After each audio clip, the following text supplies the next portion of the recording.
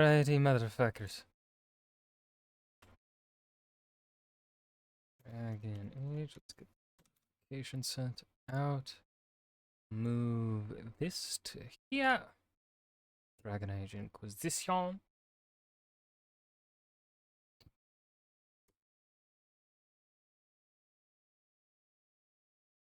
Let's do the jaws of Hakon.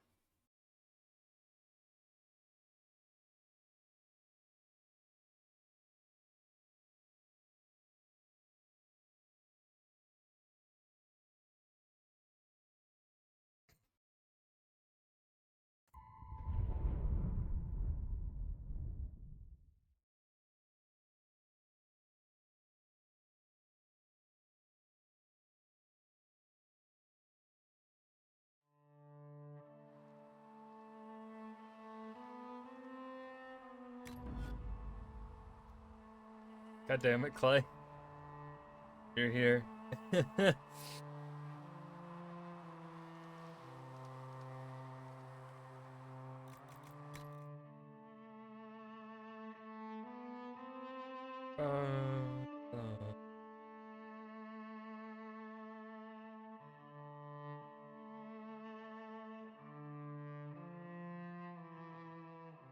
Clay, if you're listening, yeah, I literally just start streaming. This is the screen. It died right in. Raw. Nope.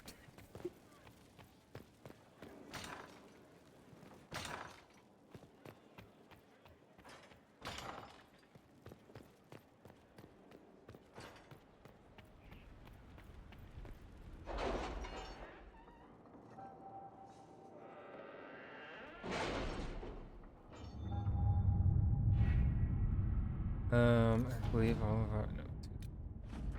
Nightingale. We removed the dwarf from his home in Hightown. He had another manuscript in progress, which we burned, doused in acid, and threw into the sea. Apparently he has a beef with Varric for setting up the champion of Kirkwall with another runecrafter. He ranted about better beards and true dwarves, and then declared himself the greatest writer in Thedas. At which point Fletcher laughed so hard she started choking. That dwarf is a menace. He claims he didn't send a note to Skyhold. Cooper. Our soldiers allowed Ismeth's good son to leave his holdings before they raised his fields. There were reportedly several oddly colored clouds that choked a flock of birds. While there is no sign that Ismeth intended to supply an enemy, he had the means to do so. Interesting times, Inquisitor, though it was not the final action I was hoping for. I thank you for this interjection. I look forward to ensuring the health and effectiveness of the Inquisition for as long as needed. Oops. I did the wrong option there, I guess. I was unable to reach a compromise with the Tevinter. I suppose our influence does stretch only so far. He did, however, offer his apologies and made us a gift of some rare materials. I'll keep negotiating, but it does not look promising.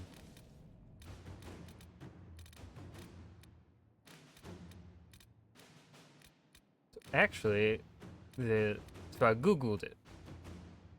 The election of the next divine is an invisible point system. So as long as I don't click this, I think Liliana might have it. It has come to violence. Lord de Rosier has directly challenged the holdings of our ally, Lady Tybalt. He claims their ties to the Inquisition are to blame for his loss of honor, which is technically true. His militia is poised to threaten several trade outposts, though his will to attack may not be resolute. Lady Richelieu offers a barrage of names to clarify. Despite being ostracized, Lord de Rosier retains many allies. While you can certainly hold him at bay, perhaps we should revisit another course. Uniting his house and that of your ally Tybalt might both appease and profit all involved. The daughter, Celeste Tybalt, is still betrothed to Leandra, but this is war of sorts. In such times, is not merciful sacrifice preferable to bloodshed. It is in fact the only wise outcome, and I have already begun preparations. Are we understood?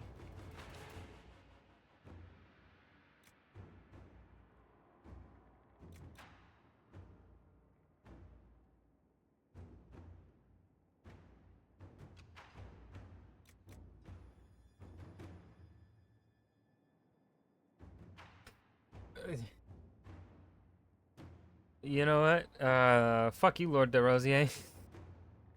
To work? The dragon that Corypheus controls looks like an archdemon, but is something else entirely. To defeat his threat, the Inquisition must know all it can about dragons. Frederick of Sorrow, the self-styled researcher of dragons, may be of some help. However, no one knows when Corypheus may attack next. Frederick and the Inquisition should focus on one area of research first. And many minds are better than one. My interest is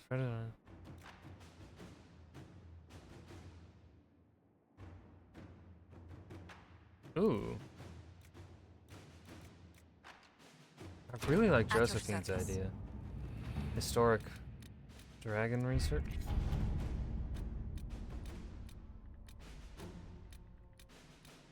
Oh, I still gotta stop the rumors.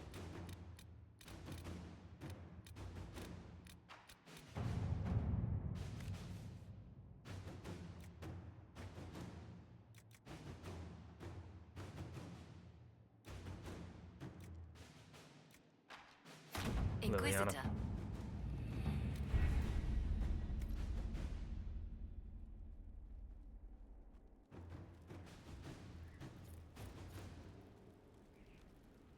Okay.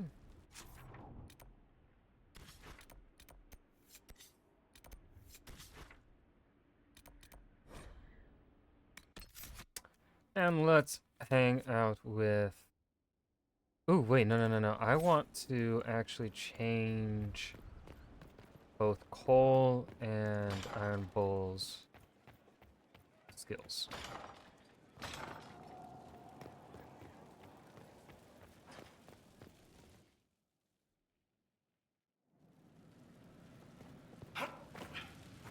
We are gonna buy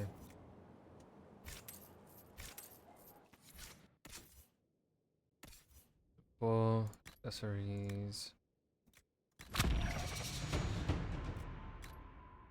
And let's Cole.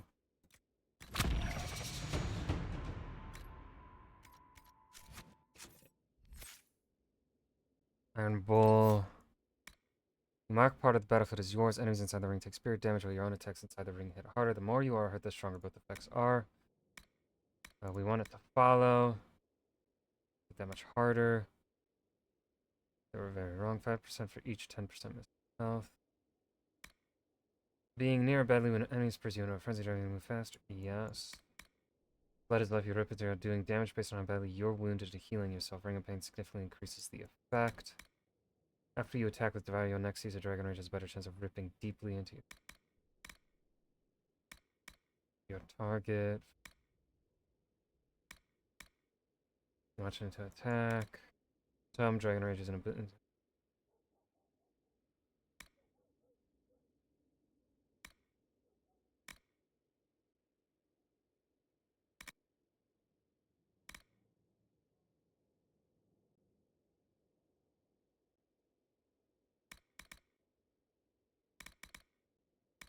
Ooh, wait.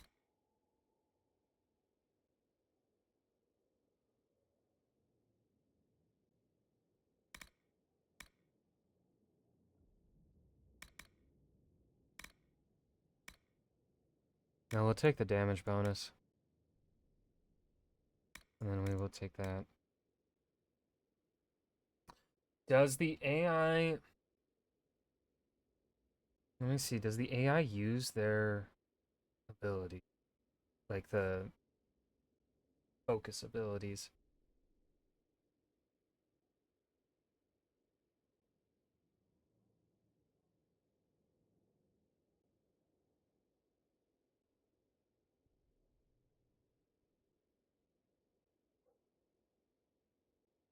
Dude. Dragon Age Inquisition, Companion. On their own. Oh, they don't.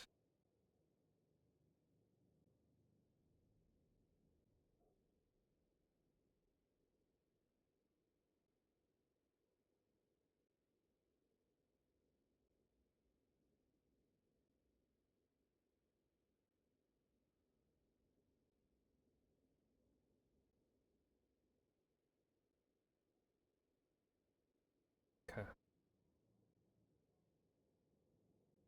So we want to unlock that, and it's in their tactics.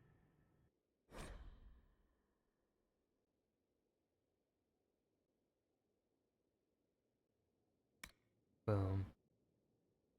Which means I'm probably gonna have to go through each one. Let's see, we also want to do Battle Master. Hit them with a kick.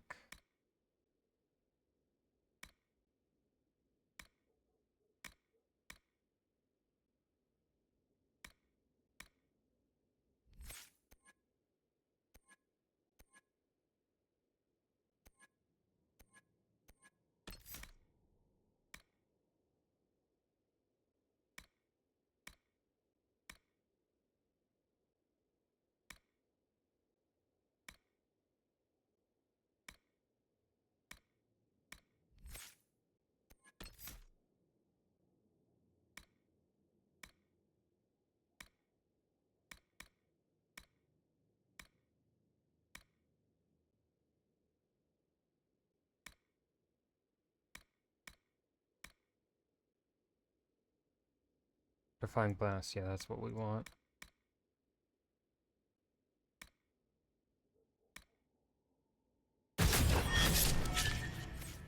Okay.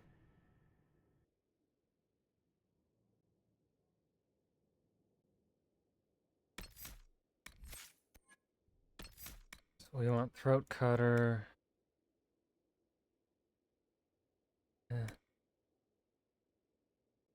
Hidden blades.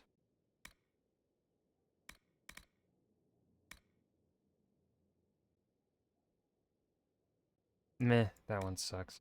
We're not gonna waste the point on it. Activating every hit on them adds part of its power to the mark's damage. Lasting mark. Yes, and then do we want knockout bomb? Alright, it's near enemies asleep, seeing enemies awaken after damage. That.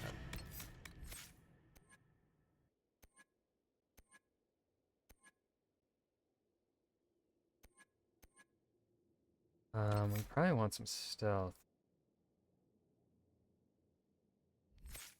But we also want, we got daggers.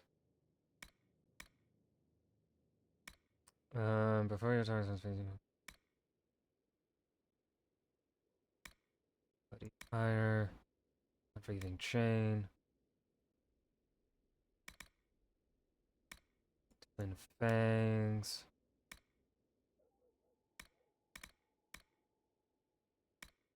Zero and then again against a wounded foe. Mm-hmm.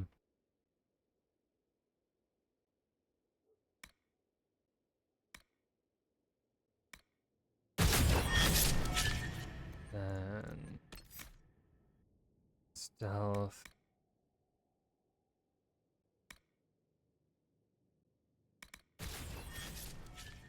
Boom. Tactic.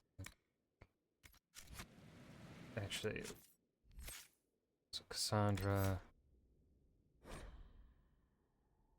Enabled. Sarah. Enabled. Dorian. Enabled. While you have one.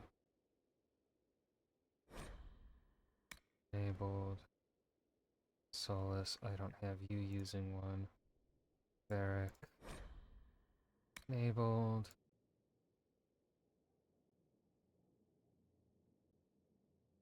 Oh, I should also, yeah, I'm gonna actually also respec myself. Because I'm not using.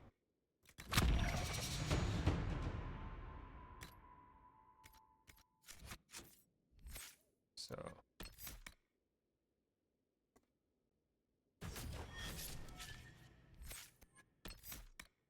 Zone of water from the vein and smash it and sending them flying. That one. Veil, twisting veil, pull abyss.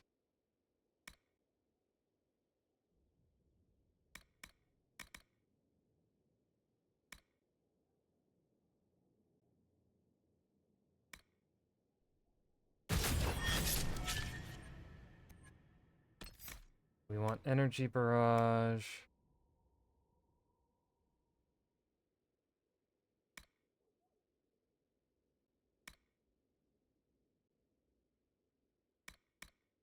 More deals additional damage, but all targets are still gonna run up. No, that's fine. And you expend the more damage your spells do. That one. Then we want chain lightning. Arcing surge, stormbringer, gathering storm. And we want static phage.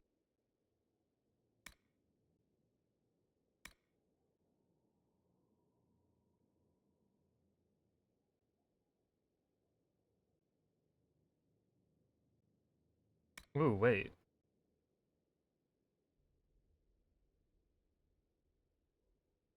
Enemies can now leave static cage, but it's constant damage. think damage per second is faster than the other. Okay. I do want immolate. Wildfire. Flashpoint.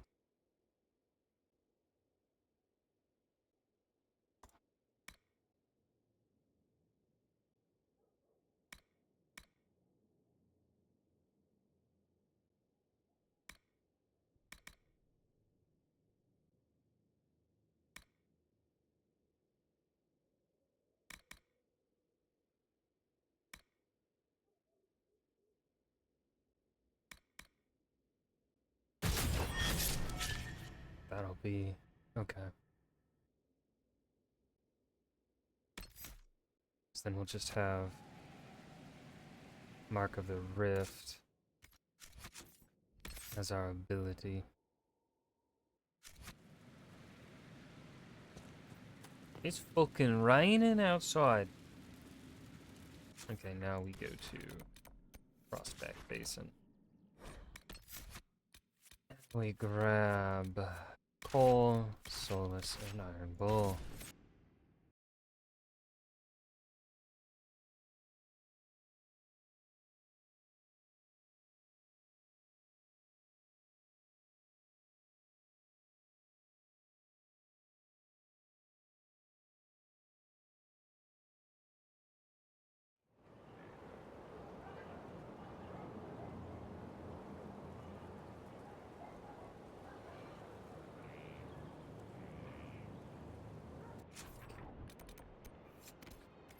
Let's go close the fade rift over here, huh?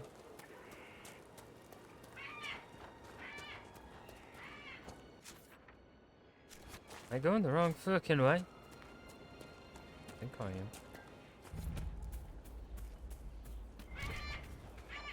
What kind of fucking bed is that? Like a weird ass noise. Let's get used to another new build.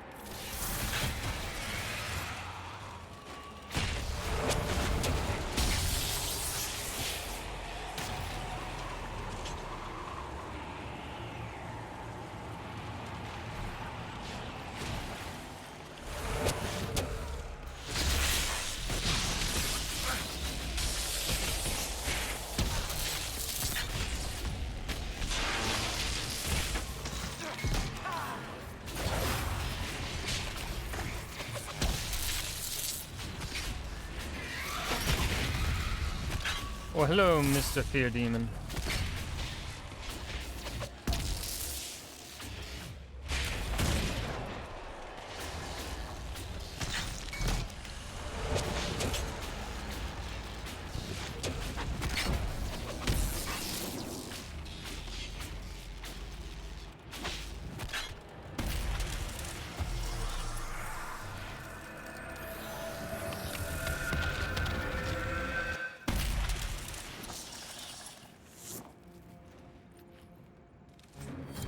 Oh shit. Damn.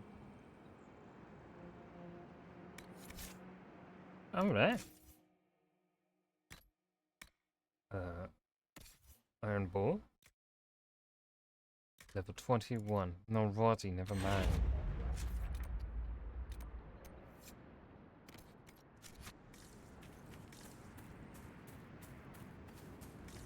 Damn, 6 camps to establish here?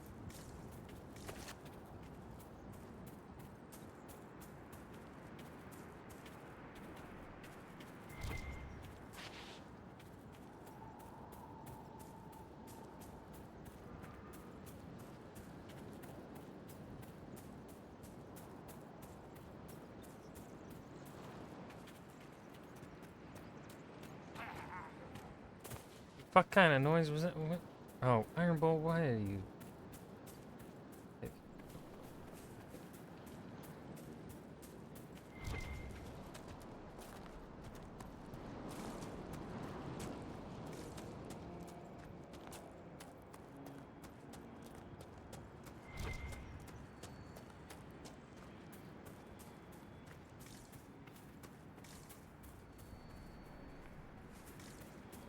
Gotta climb to the fucking top of this.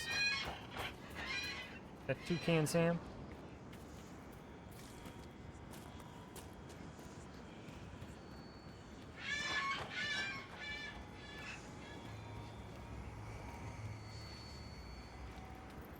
Piece of candy.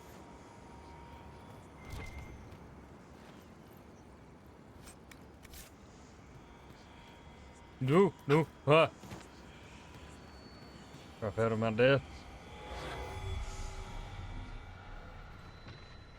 Show me your shots.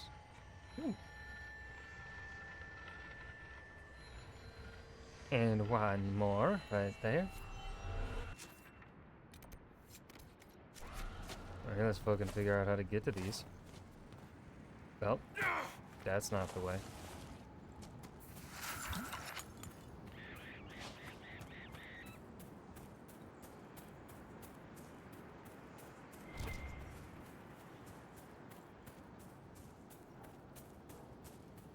Now I gotta do parkour.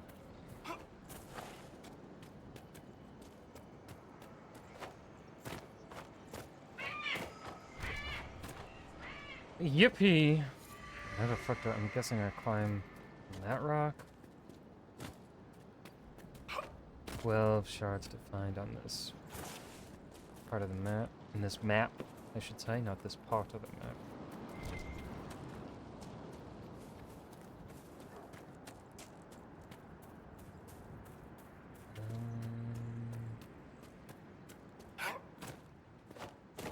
Thick nasty.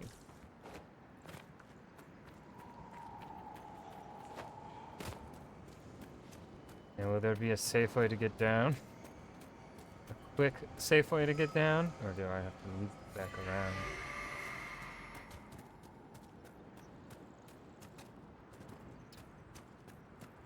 Balls.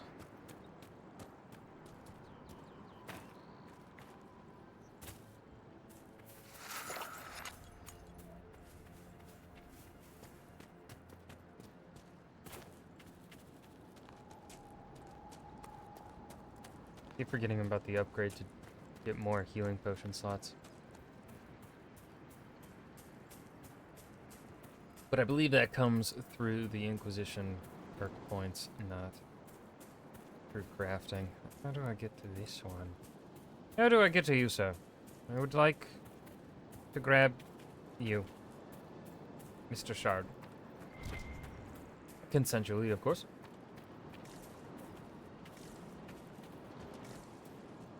I don't know why I felt the need to preface that. It should just be assumed consent is needed. I'm gonna shut up. Anyways.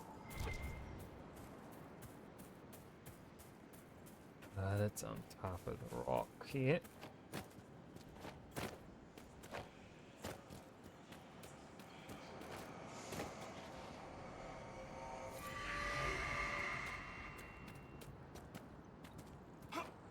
Like maybe there's something over here. What's this? What's this, bro?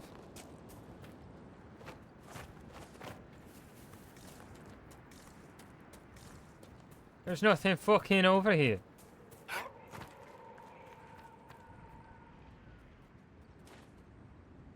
Fade touched lurker. I'm just gonna ignore that for now. Oh, what's up, Inquisition Squad? What's up, gang? Homies. My dudes.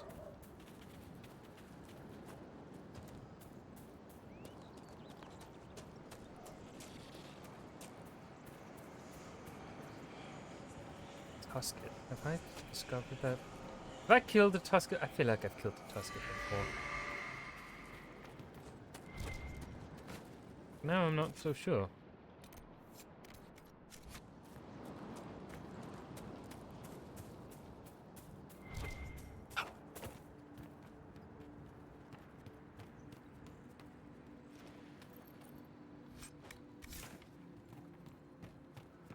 Hmm.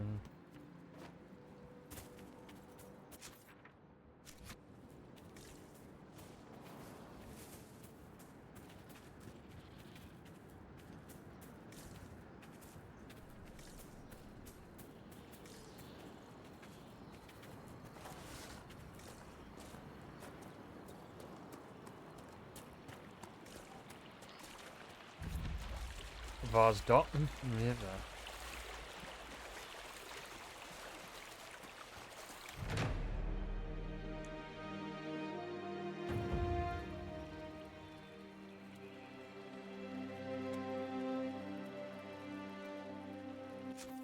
Right, we have something inside the cave here.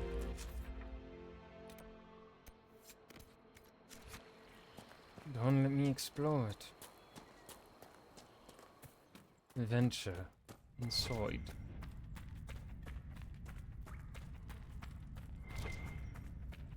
Plenty of goddamn deep mushrooms. I don't fucking need those.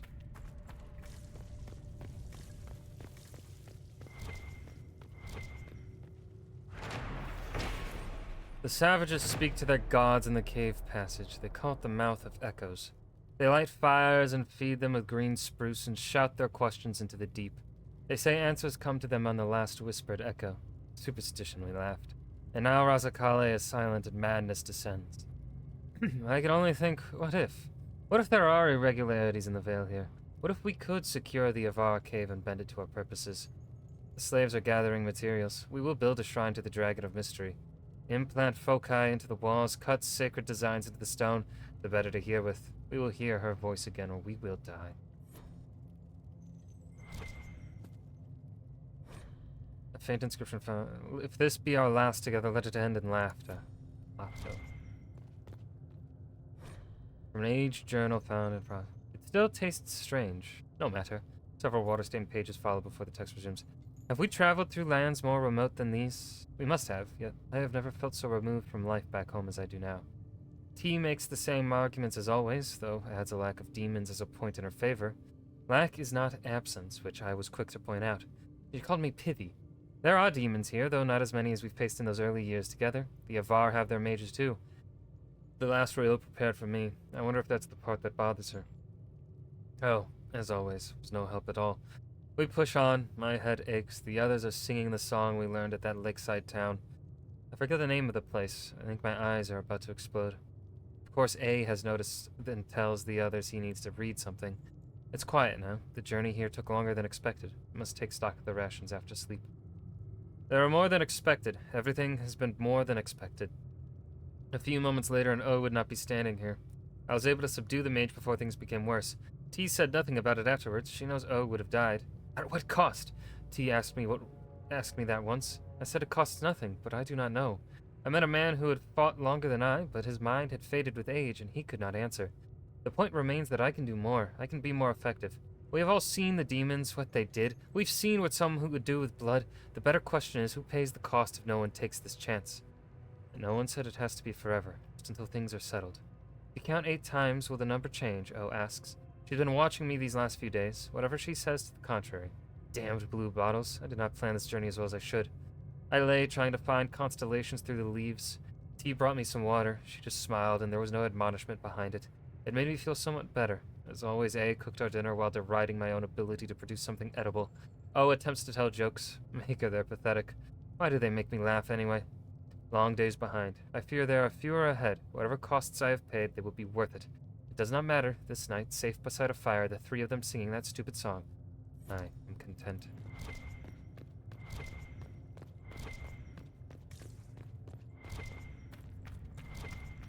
Okay, takes us out eastern riverbank. Loop up this way. I haven't checked out this house. This ruined house. See if there's any lore behind it. No, but there is loot. Which is, you know, they both start with L. So, we will take it.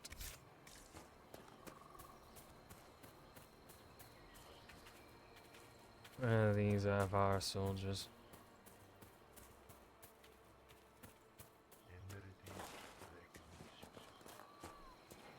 That sounds like Venatori.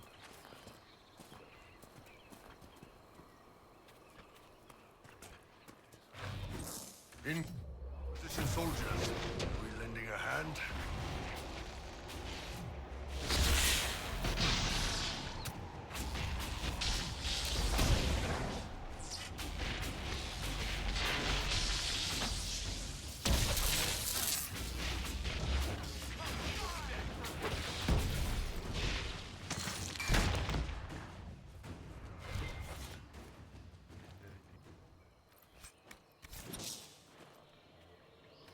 The Iron Bull, do you ever worry that a demon could be standing off to the left where your eye can't see? Well, I do now.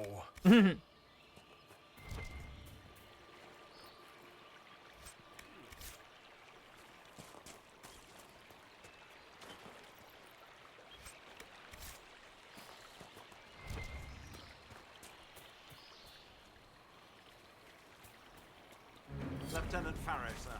We've beaten back those Hackenite bastards. My men and I will hold here. The Hackenites along the river still pose a threat. After this last battle, we need time to fortify and regroup. What's the situation? What's the situation along the river? Between the Hackenites and the wildlife, this isn't the easiest place to maintain a presence. The river's the best way for the Inquisition to send supplies from Skyhold, or it would be if we could travel safely along it. The Hackenites set up camps near the banks, and they attack anyone who gets within view. That will be all, Lieutenant. Sir? Okay. Oh, we have a mission back there. Let's go to it. Pick it up. What's up, Bay? Did you see Scout Grandin on your way back? He should be on watch, but he's gone. Grandin was a good friend of Jace Turbat, one of the researchers. He was killed by Hackenites. I'm starting to worry that Grandin's gone and done something stupid. He was supposed to send word back when he reached his station, but nothing. Keep an eye out for him, please. For me. I helped our soldiers defend against a Hackenite raid. That's a relief. We've lost enough men to them. I should go. Be careful out there.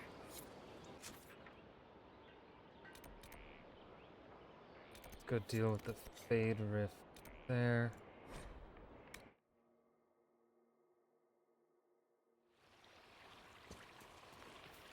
Unfriendly place, this. I'd rather be stationed here than in the approach.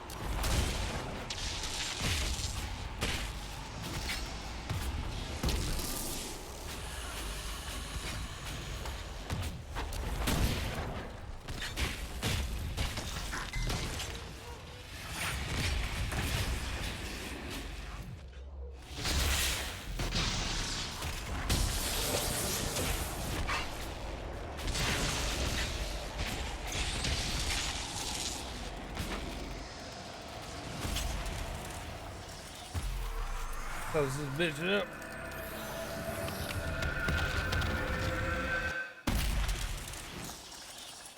Just shy of 21. Damn.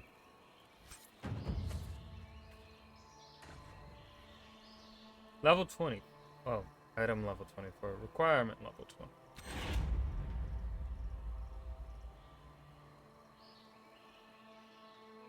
Oh, thanks.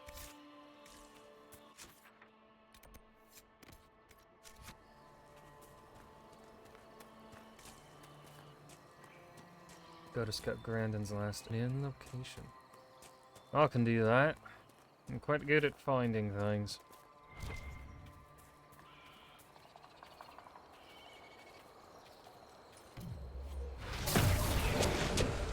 We should search the area.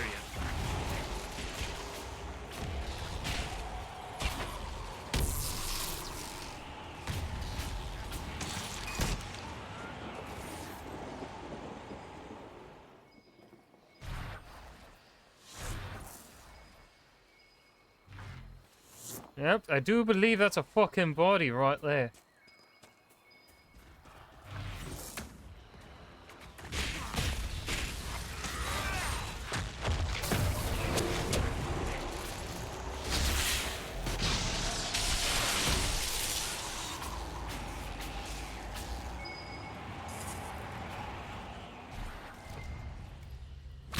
It's a dead hack.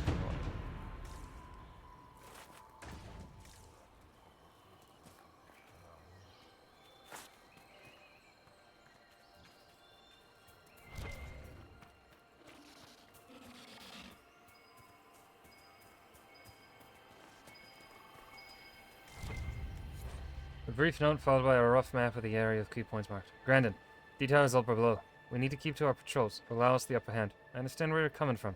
Word has been sent to Jace's family. I promise you whoever did this will face justice. Fighting. Orders for Grandin. Okay.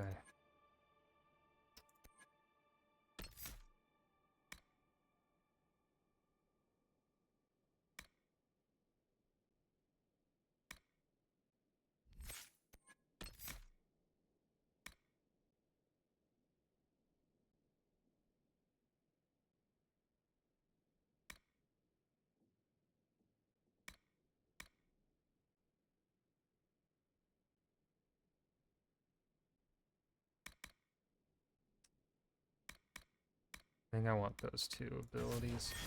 Just pick up that one. Looks like he survived the fight with the Hackonites. Won't get far on his own, though.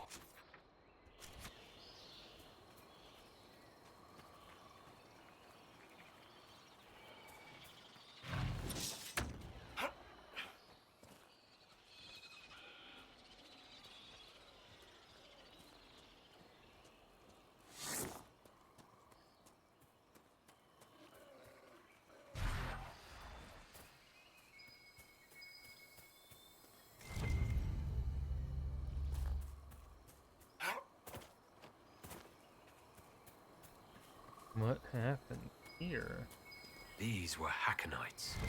That dagger has the Inquisition seal. Fair bet our missing scout came this way. Blood spill will be answered. Jaws of Hakon will answer. Alright. So that means... up or down? I'm gonna assume up.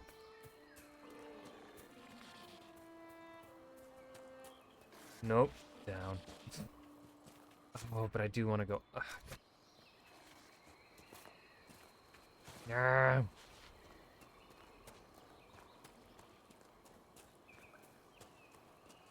We get this and then we go back.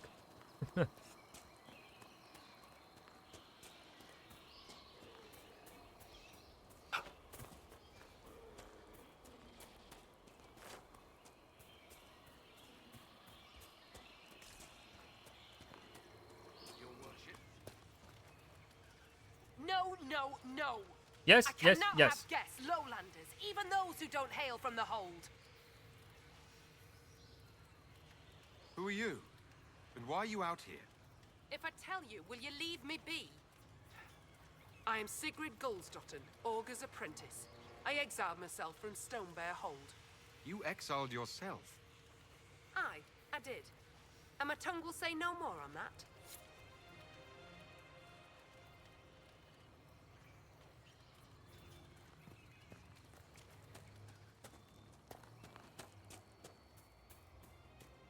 Sarah.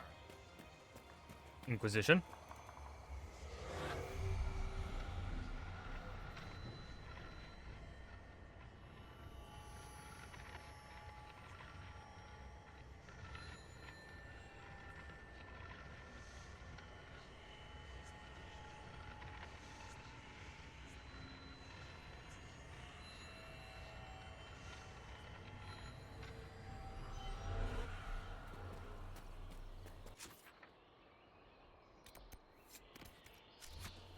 We gotta go back for that one fucking shot.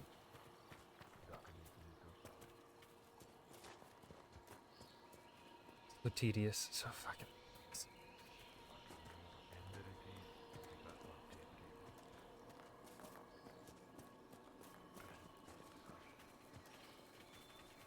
The Avar really do sound like the same. Sounds like the same noises for the Venatori.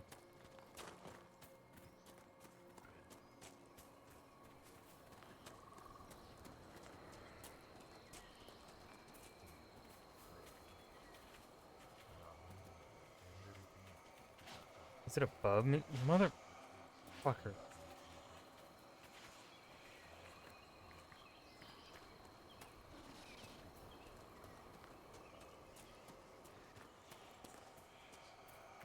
I don't know. Of course, I gotta jump up onto the fucking. God. BioWare. What the fuck? BioWare, what the fuck is this shit?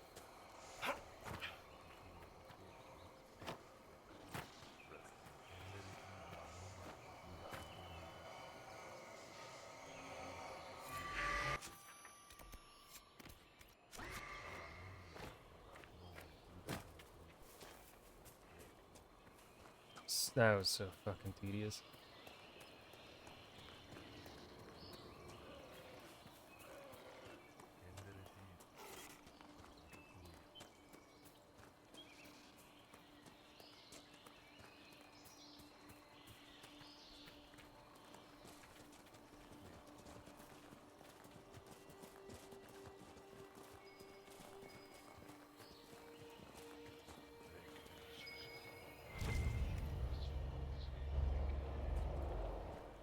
Just ignore those Avar.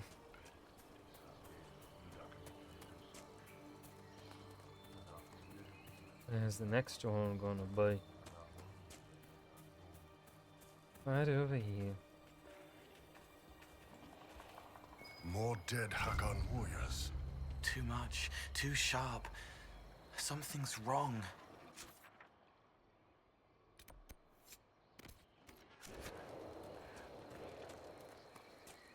Pick up more shards while we are close to them.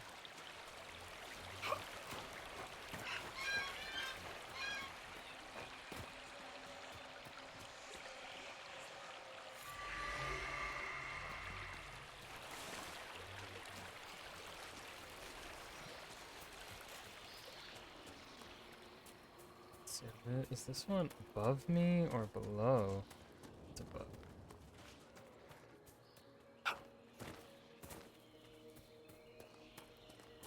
Okay.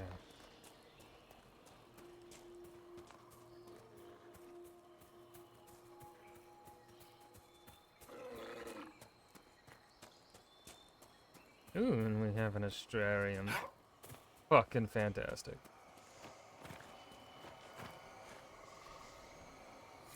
Puzzle! Puzzle time! Yippee! Oh, fuck me. What the fuck?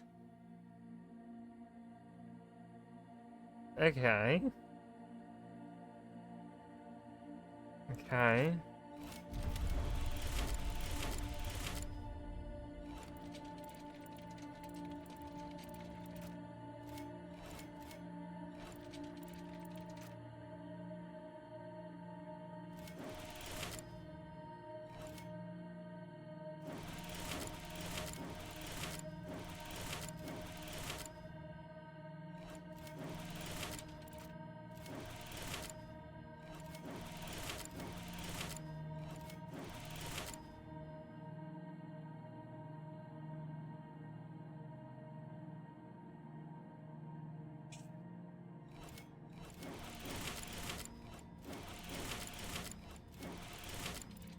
at myself.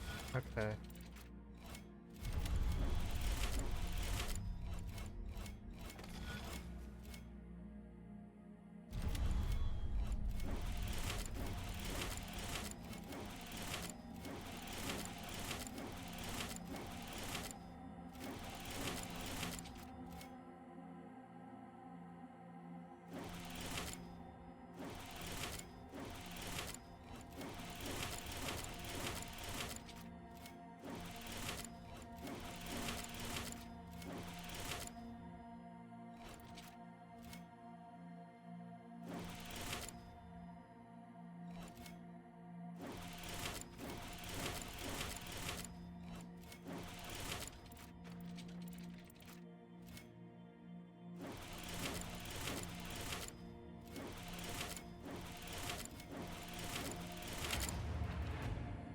Ah, gamer. Fulmenos, commonly known as the Thunderbolt, the constellation Fulmenos depicts a bolt of lightning thrown by a wrathful god. Which god has always been a matter of dispute. Each of the old gods of Devinter has been credited as the thrower, with the target being anything from the lost city of Barandur to a jester who made a particularly heinous pun. Oh, those jesters. Silly little fellas. And here we go, fucking back down. Ugh.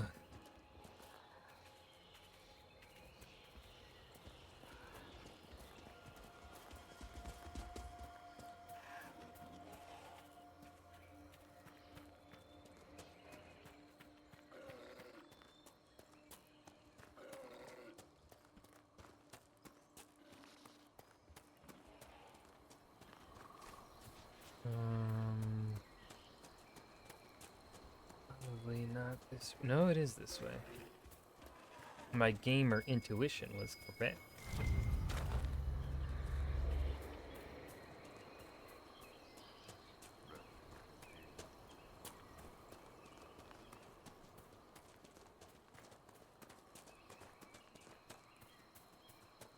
I do believe this is the final place we're supposed to go. Deal with Scout Brandon. Oh.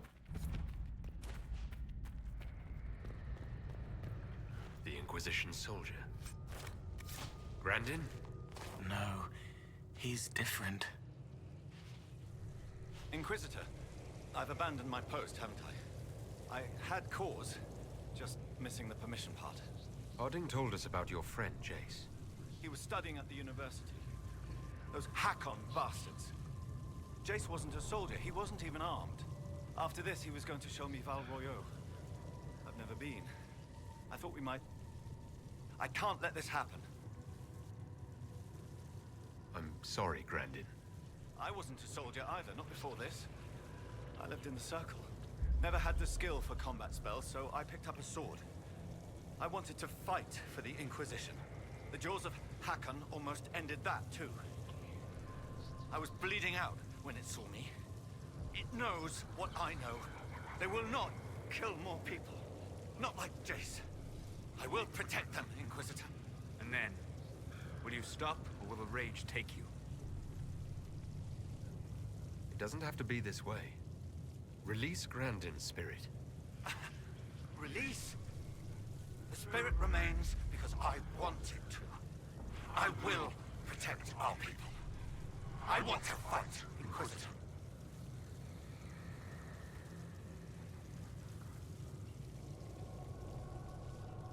You're not walking out of here, demon. If you stop me, then I cannot stop them. I won't allow it.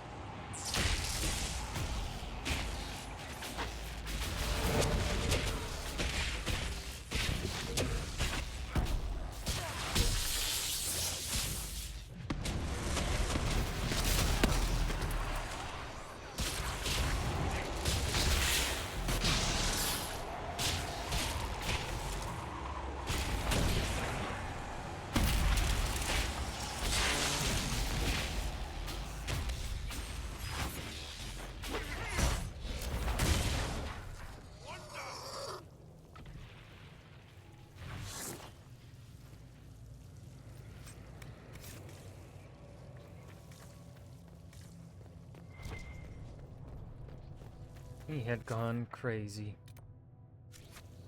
Let's get this camp discovered before we return to Harding.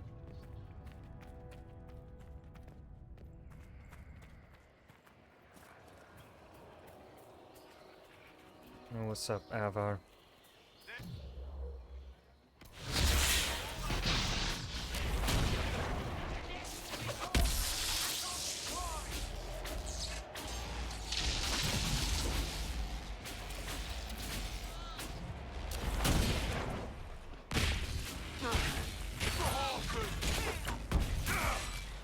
Ew.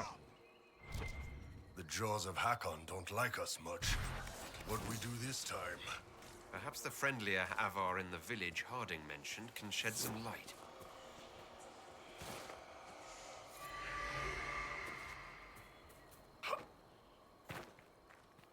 Oh yeah, I remember this fucking camp. This one's weird. Not much like the location of this one.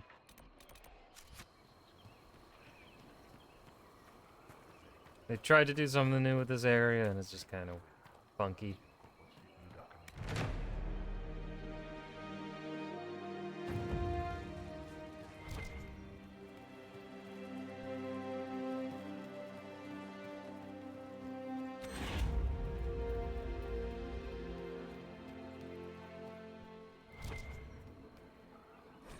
This looks like a bundle of notes used by Inquisition soldiers to leave messages for each other.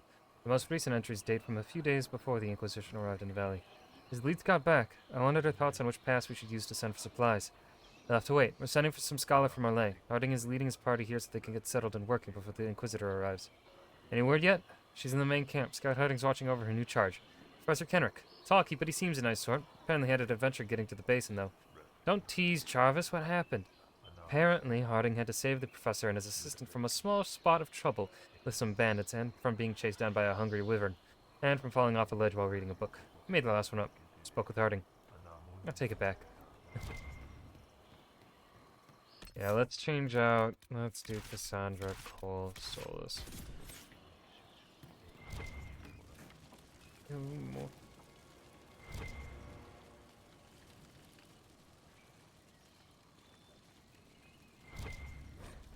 Soft fade touched light, in dream-lit tones falls dark.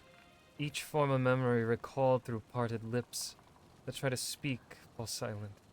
Before light marks the dawn, from sleeping fingers she slips into the day, where averted eyes bend to any but the other. Oath sworn to lion's call, yet here the two are broken, as waxing sickle stands witness to the end of love's denial and secrets born. From parted lips the words at last are spoken. This overly romantic portrait of illicit meetings between a mage and her lover was written sometime in the Divine Age, though likely penned after Ameridan's disappearance. The work was said to be inspired by tales and rumors of the former Inquisitor's Lady Mage. By the Second Age, Chantry scholars had largely concluded the piece did not refer to Ameridan at all, but to another man altogether. These scholars claimed the poem's title was a later addition, meant to discredit the last Inquisitor's reputation. The poem was later redeemed problematic and relegated to a list of banned works.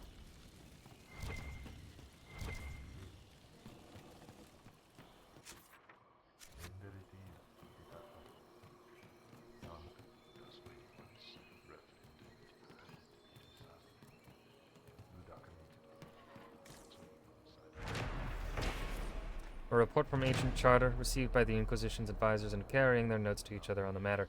Sheer cliffs and steep drops present obstacles to speedy travel within the basin. As a temporary measure, rope ladders are being constructed and placed at strategic points chosen by Scout Harding. Continued presence in this area will require a permanent solution. Please advise. Charts and topographical information provided for your perusal. Series of comments follow. Flatten the area. Of course, the commander suggests hitting the hills until they forget they are hills. Liliana. We could look into getting the soldiers to cut steps into the cliffs of construct structures with some form of verticality, scaffolding perhaps? I was joking. Meanwhile, have you threatened to cut out anyone's tongue today? Think about it right now. The roofer, Baronol, was talking to the foreman about drawing up plans for additions to Skyhold. Covered platforms connected with spiral staircases and suspended catwalks. We could apply this idea to the Frostbite Basin. I was there. Wasn't Baronol drunk? He didn't draw up the plans while drunk, I'm sure. We could have an engineer or Dagna look over them to see if they're structurally sound. An engineer, yes. Dagna, no. We don't need our outpost to be half in, half out of the Fade, or be able to sing the Chant of Light, or whatever it is she's working on right now. Damn, y'all don't have much faith in Dagna.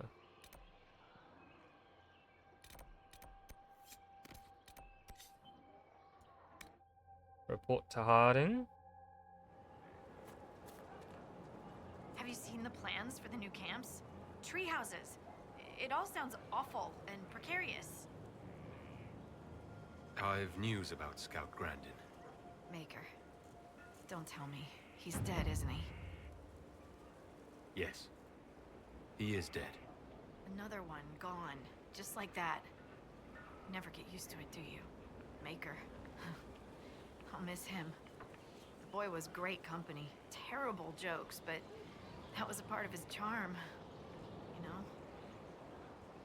Don't you like the idea of tree houses? It's a good idea, in theory. Up where the wild animals can't get us. But having solid ground so far, far below me with nothing but air in between us is just... I agree. I absolutely agree. It's unnatural. I'll take my chances with the Gurgots and the Bogfishers and stay right here. I thought we... Of course. I thought we could catch up. Never mind. Very well. Alright. Let's see. Let's go to clear the Hacknite Caves, I guess.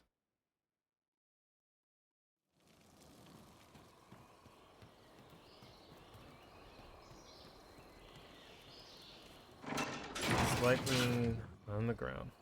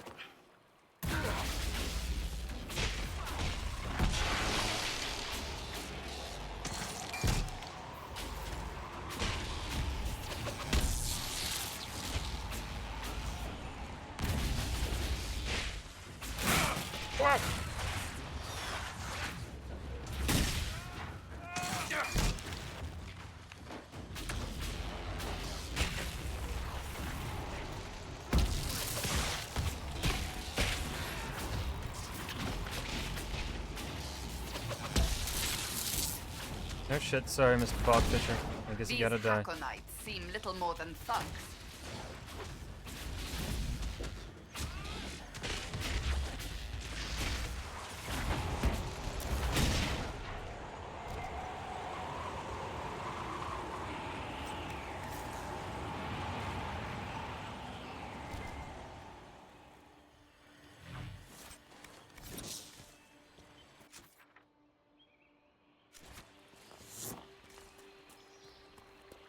Onwards.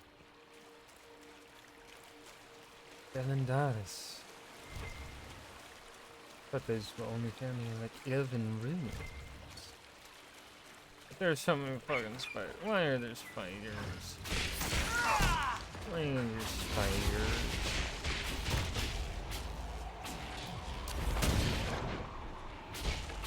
I don't like spiders. They're creepy and crawly.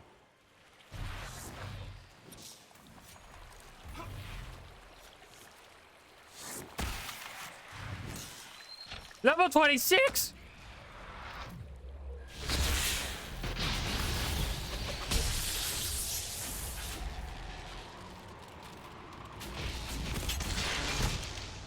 Stop that.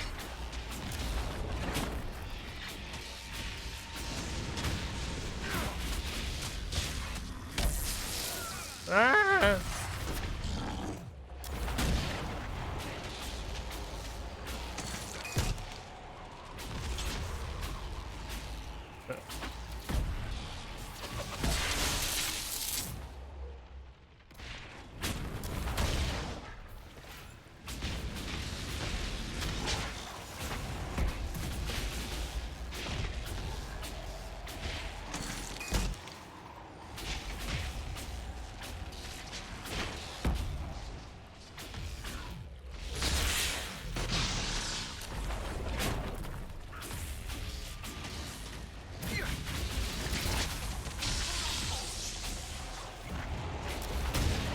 Oh, went down again. Ugh.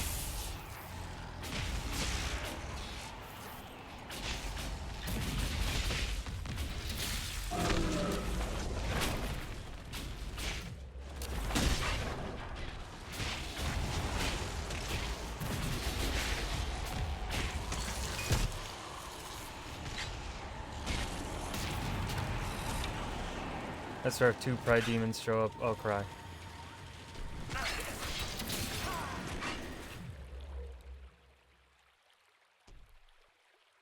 One. Is that 4?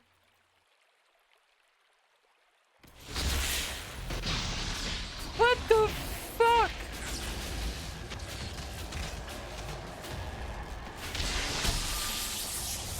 Okay, they're kind of weak.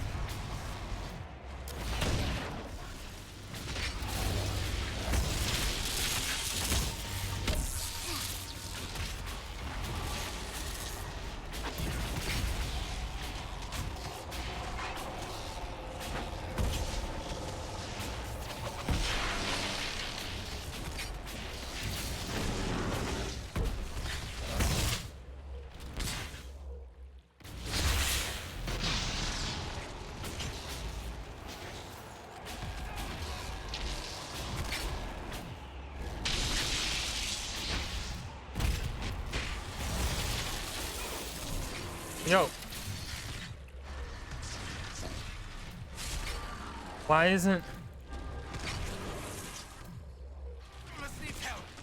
Okay, my ability just isn't fucking working, I guess. Cool.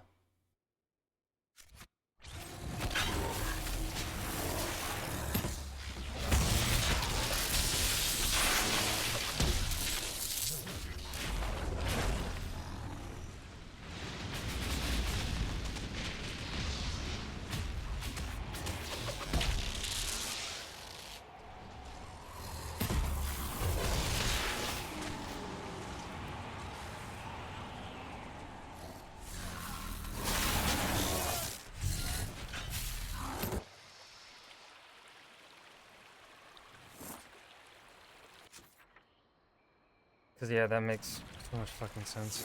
Yeah, sure. Level fucking 26. Okay. Fuck off.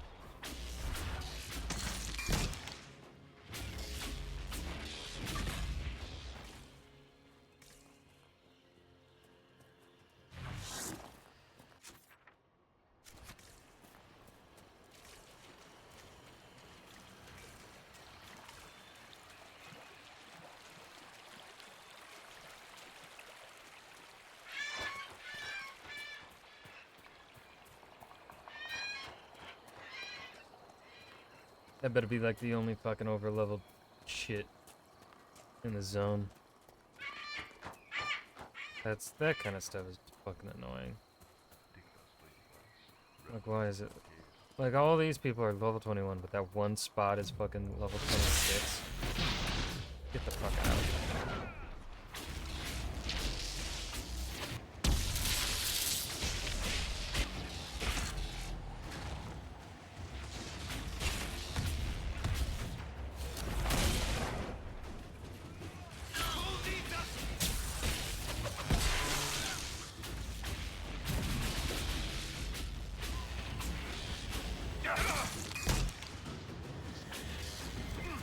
We've No, done I what didn't we mean can to here. hit that thing. Inquisition presence should help keep the area safe. Safer than it was, at least. Sorry, Mr. Bogfisher.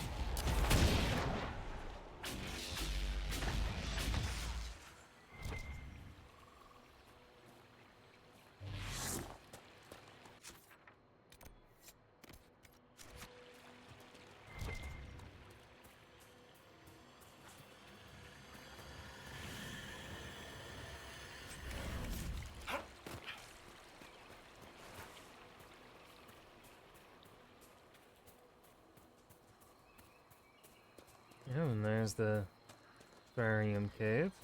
At least it's right next to one of our campsites, so that's neat.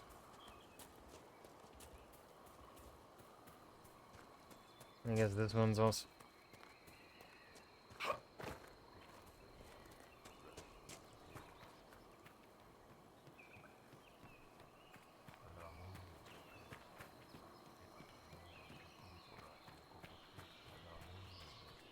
This is so fuck. This is tedious, man. This is,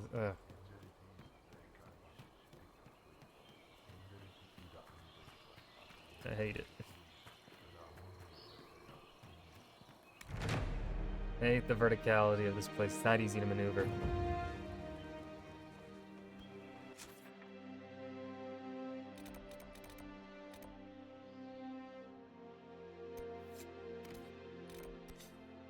Let's return to the lieutenant here.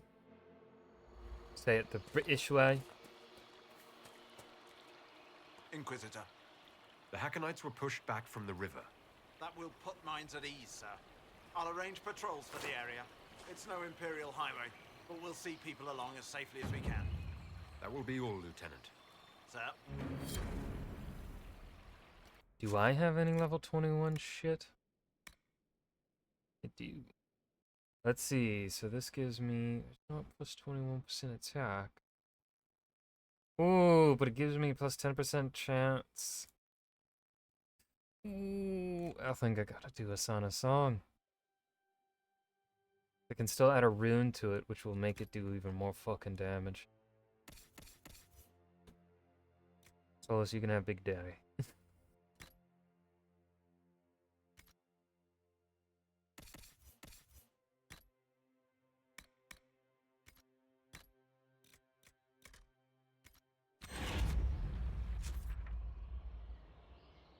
Oh, it's one of these. Oh, it's ugly.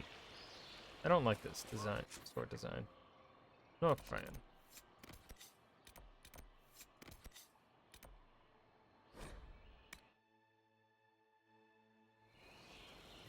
Let's go to the rift over there.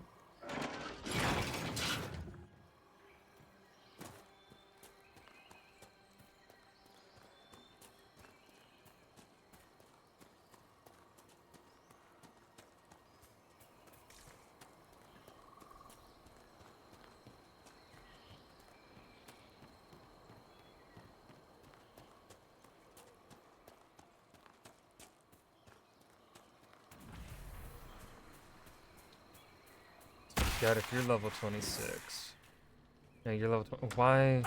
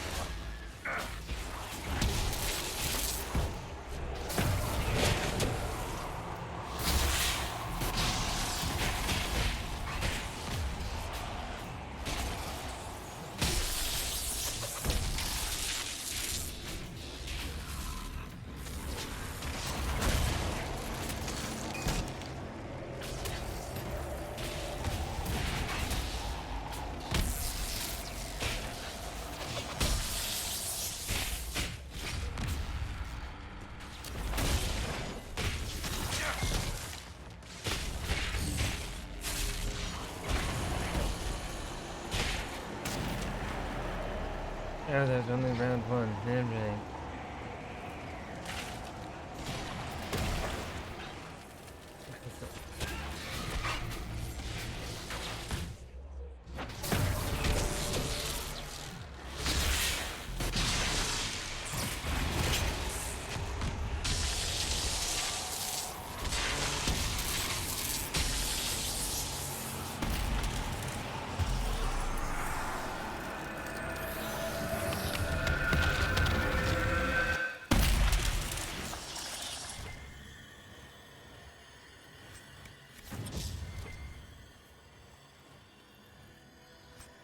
Ooh, piece of candy. Let's go to this camp next, because it's still out of the fucking way. I'm sure there will be quests tied to it, but...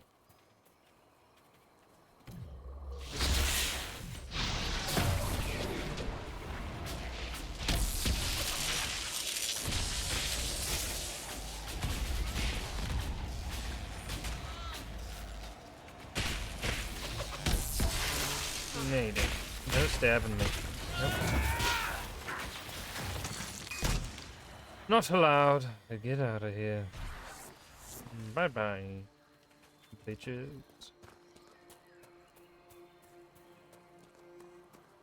I guess I got to scoop up. What's this? Really? Is the thing I can pull? Well, of course I'm gonna pull the random thing. It's no good. Oh, cool.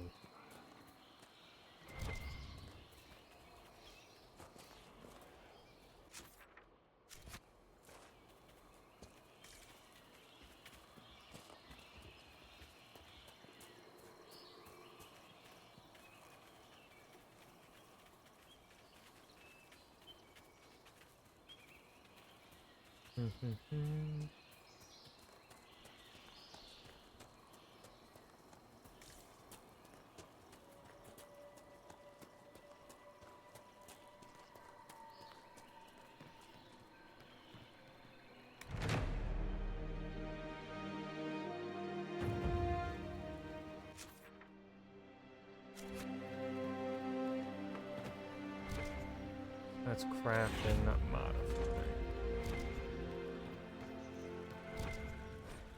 In a hold past our own, a man named Vermic Torsen was to wed a woman named Cedra Yield's-Dotten. They were young and in love, and made large offerings to the gods asking for happiness. The night before their wedding, Cedra had a dream.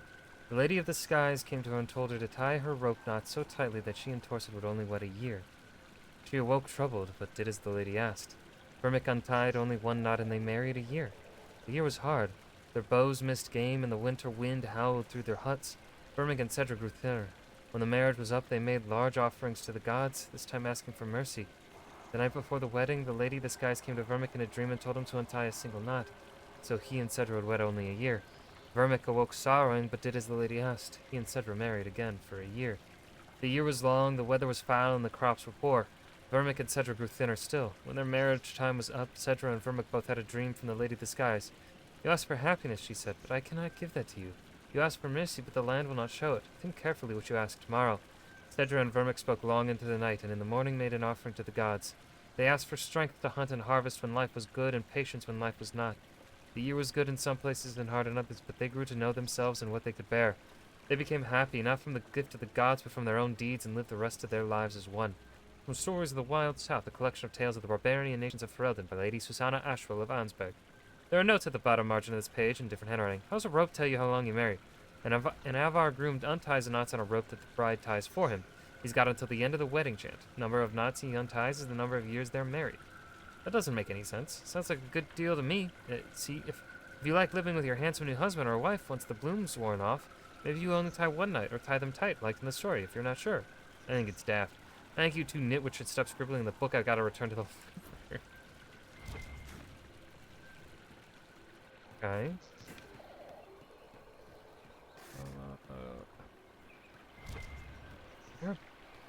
Is there reading to be found? Probably have something to read found in like each fucking camp. Okay.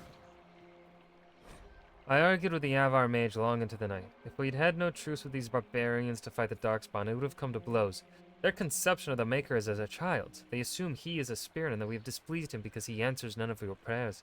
When I attempted to explain the doctrine of the chant, the mage kept asking nonsense such as, did Andraste have no gods of her own? Or, why haven't you sung up another Maker? I asked what in the good grace of Theta she was on about, and the answers chilled me. The Avar confused spirits for gods, treating them as patrons to be lulled and wooed. The mage described to my growing horror how the Avar deliberately invoke spirits for strength in battle or solicit them for advice. The mage claimed some of the spirits around her village had lived with her hold for a dozen generations, and sometimes took on the form of an animal or departed relatives when they pass on their wisdom. Strangest of all, in the event a god is destroyed, the Avar begin a year-long time of offerings and prayers and rituals I have no interest in knowing about further. At the end of this period, a new spirit takes on the name and the role of the old one. I attempted to explain that this was not a god, merely a spirit drawn in by their desires. The Avar mage declared with a ridiculous air of superiority that was the point. Shannon saved my life a day ago from rampaging Herlock. I'd take it all to the Templars. From the private journal of Ilna Elenish, a mage serving the Freldon army during the Fifth Fight. I mean, sounds alright to me.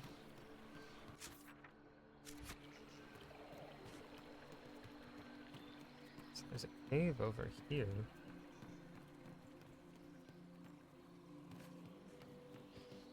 Get to it. Oh, what the fuck are you?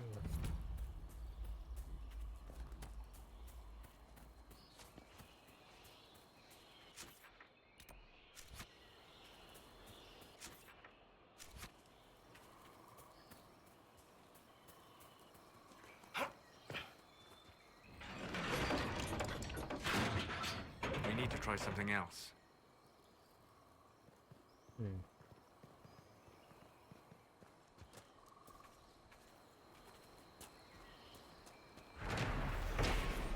The fog came on swiftly, cloaking the world in shadow and turning the stones beneath our feet into a treacherous slick. I knew we had to find shelter before we lost even that faint light. We stumbled on, following Ragnar's broad, painted back, and arrived at an ancient Tevinter temple just as the last of the daylight left us. Ragnar instructed us to pitch our shelters beneath the entrance passageway and warned us not to wander too deep into the ruin. His voice was an uneasy whisper, and I knew at once that he was afraid. Wary of alarming the rest of our expedition, I took Ragnar aside and spoke to him. Some of the Avar, he said, believed the temple to be the haunt of old, vengeful spirits. The Tevinter had come here long ago and built their great temples, and then one day, without warning, they had abandoned them all. Ragnar was convinced that they had done something terrible here, though he could not tell me what it was. Whatever the reason, he found the temple deeply disturbing and had brought us to it only out of desperation. I slept fitfully that night, once I opened my eyes to see a pulsating amber light from beyond a second doorway. I blinked and it was gone. In the morning the fog had lifted, and I wasn't sure if I had really seen the light or dreamed it.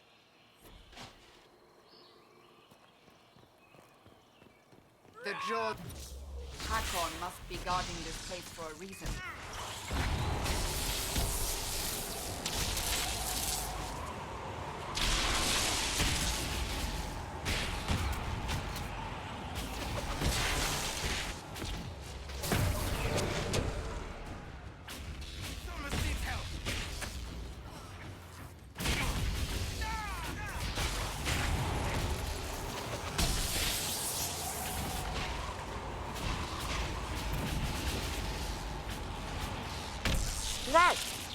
Bitch!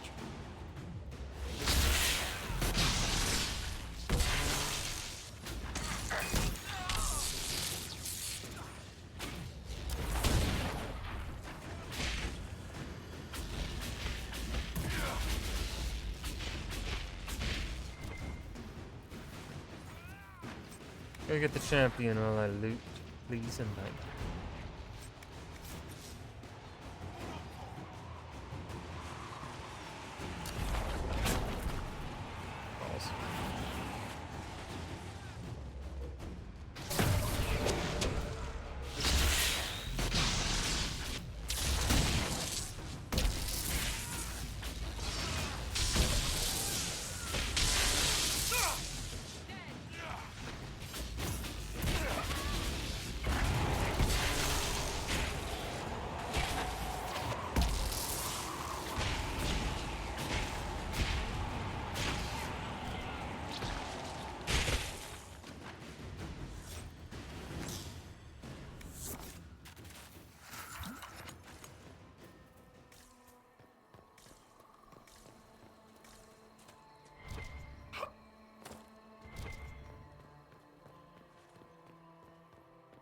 the Imperium reached even here.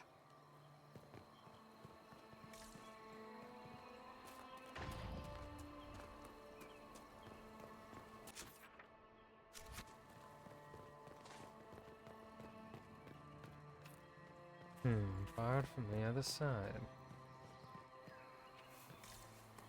Guessing it open from this dragon sketch shit I saw. To figure out how they all go together, obvious. Silence has fallen. Those who call out to her in dreams hear nothing. Our letters to the capital go unanswered. No supplies have been sent, and our messengers do not return from the north. We are alone. Razakale, O shadow which obscures the path ahead, deliver your faithful, save us from the silence which devours. Razakale sounds like a bitch.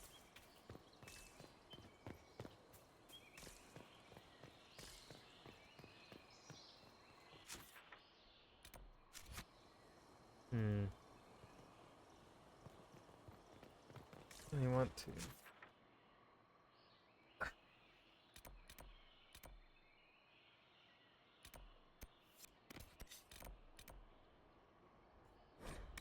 I'm gonna assume the game is gonna give us means of figuring it out.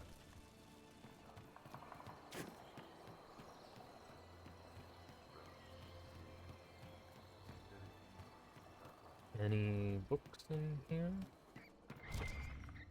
Oh, we got one. Some people say Avar gods bless the Hackonites' weapons. Given our run-ins with them, I'd say the Hackonites see it that way. Keep to your patrols, stay focused, and remember to report in as scheduled. If we get hold of any of their blades, we'll want Grandin Archive to take a look. They know magic. Lieutenant Farrow. Party squad, get out of the fucking way. What's my way down?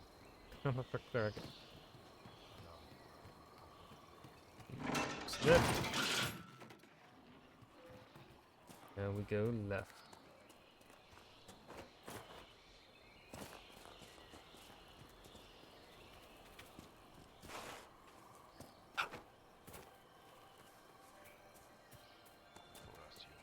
Avoid those if possible.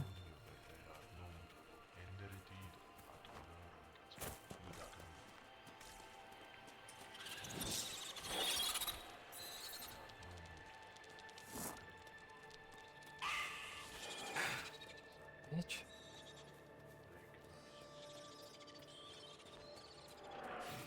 Bitch.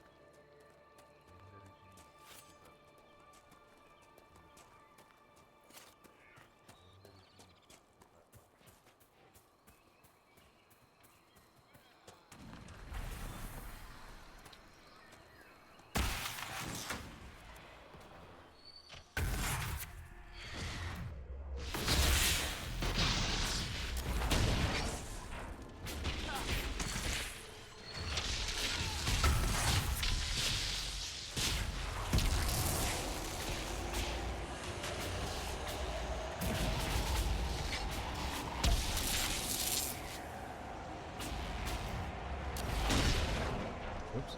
That's not what I meant to do. God, I hate these despair demons. They always fucking run.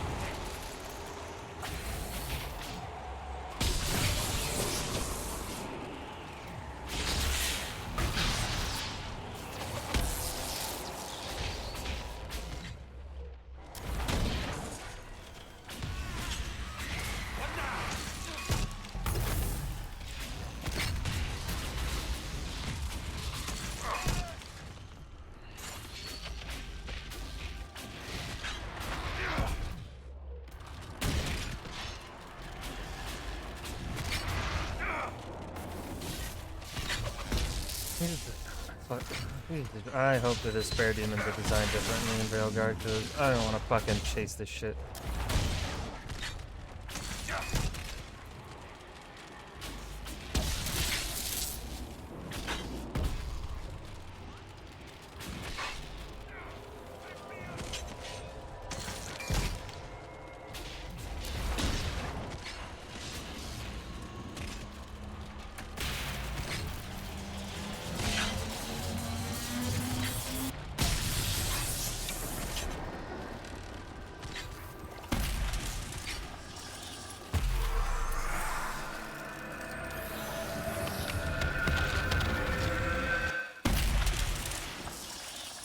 Colas, I am sorry about your friend. Thank you. I knew demons and spirits were similar.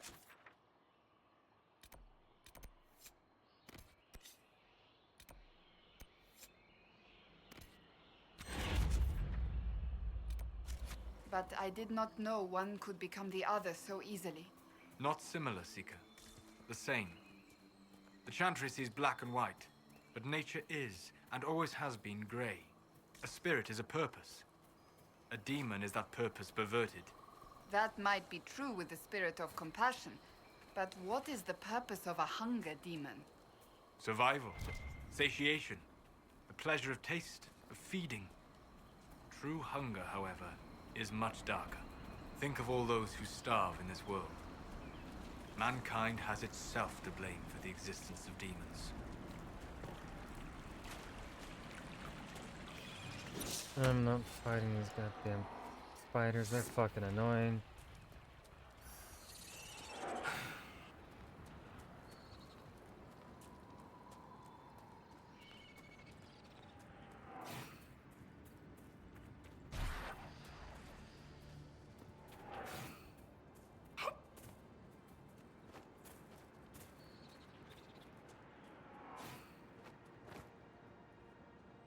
Is it really gonna chase me all the way fucking up here?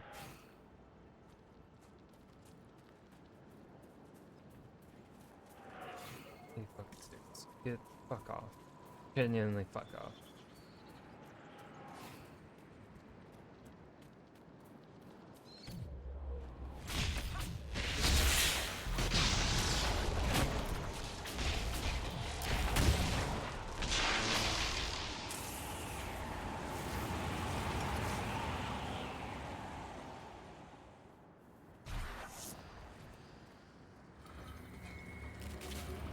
Well, let's see how big this okay, this one looks easy.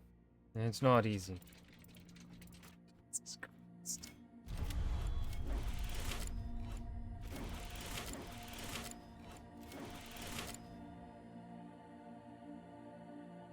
Nope, we're fucked.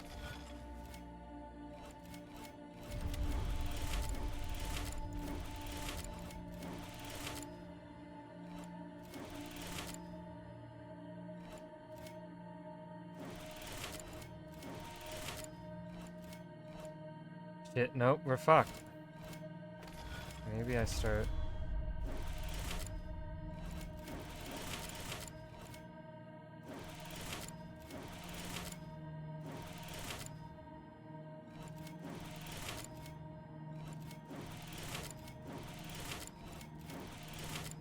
This one hurts my head, dude.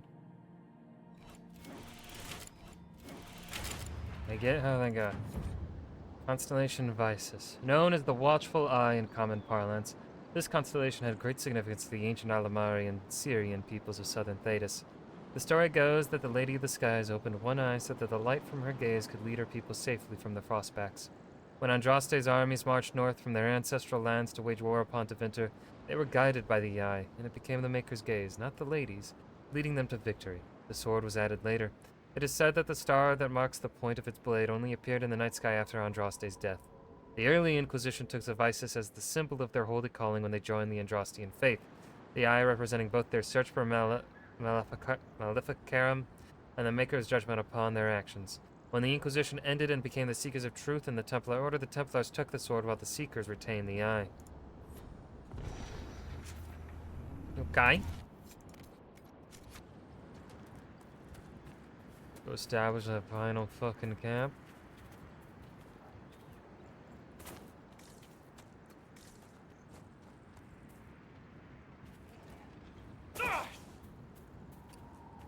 Of course, the lore isn't on ground level, it's up above. Cool. Yep, alright. I hate the verticality of this goddamn area. Came the warriors of Tevinter, armor shining, shields of gold. Stole the land of Avar keeping, stone-carved walls to claim their hold. Ringnar, ice troll, Rex is raging, lowland warriors weep and shake. Glacier strength did Ringnar conjure, stone Tevinter, walls to break. Lowlands flee, their lands releasing. It could be a better poem. It's kind of weak if you ask me.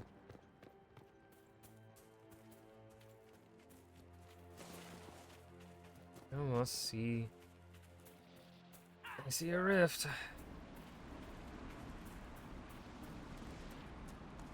What are these big-headed fucking dinos?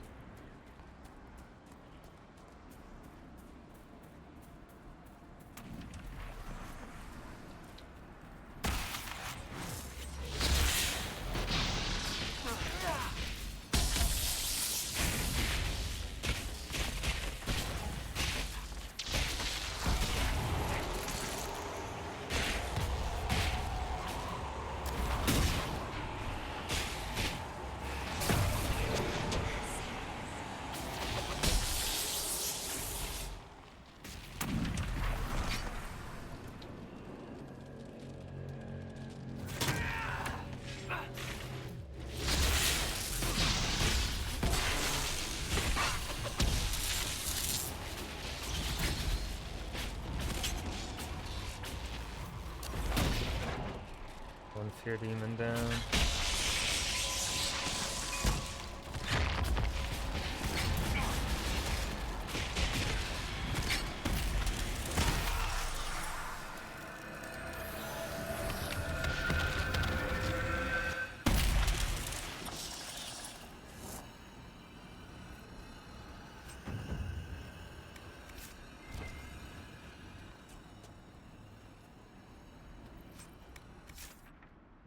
Oh, righty.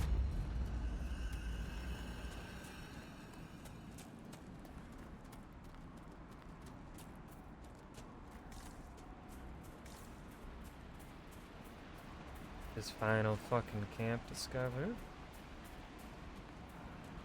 Not even Gurgut. Oh, we've killed those before.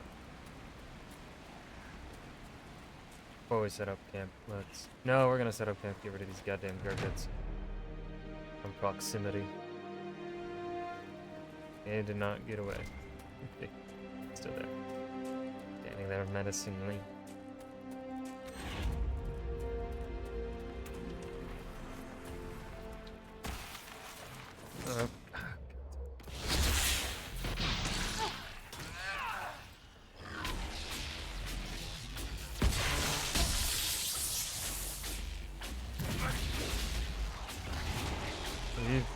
He's walking towards me like fucking, oh, what's that thing from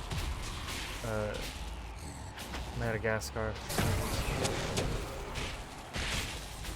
Ang Moto Moto likes you.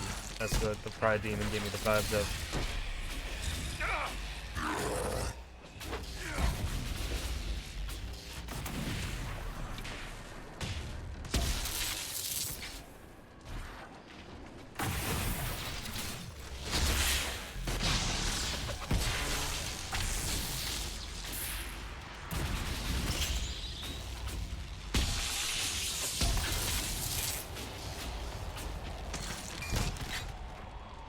Stop using your damn ice breath, motherfucker.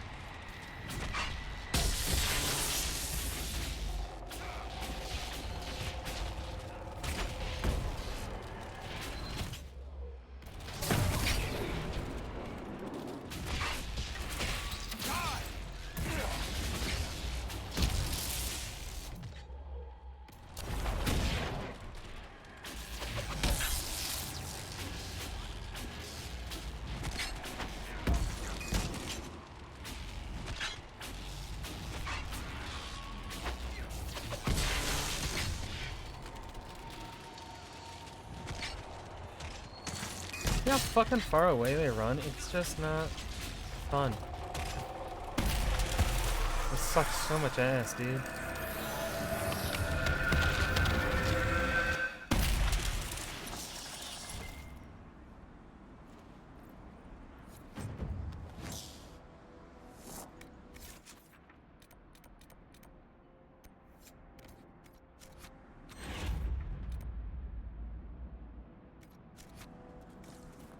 Find Colette.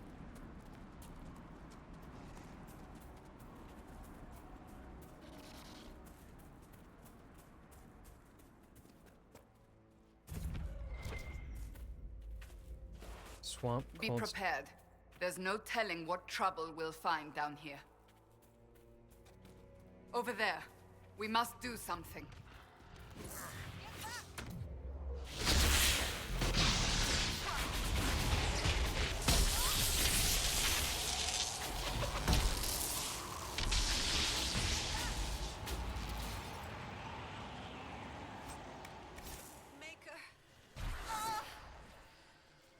What kind of noise was that? Standing. That's I'm still standing. Inquisitor. Still finding it difficult to breathe, but I'm not strewn across the landscape, so thank you. I'm Colette, Professor Kenrick's research assistant. I was hoping to conduct a survey of a Tevinter ruin in the hills. I may not have chosen the best route.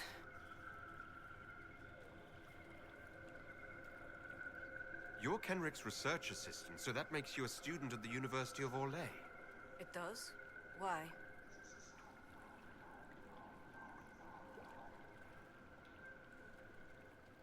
It was only a question.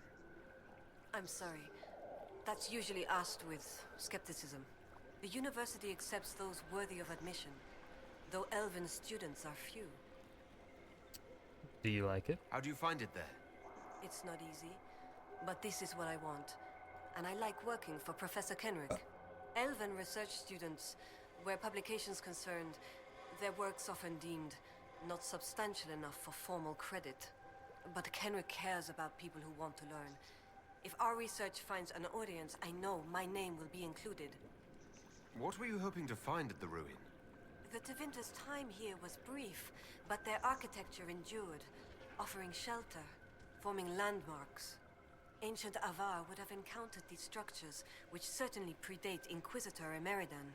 Evaluating the ruins could offer insight into the region's history, once I can get set up.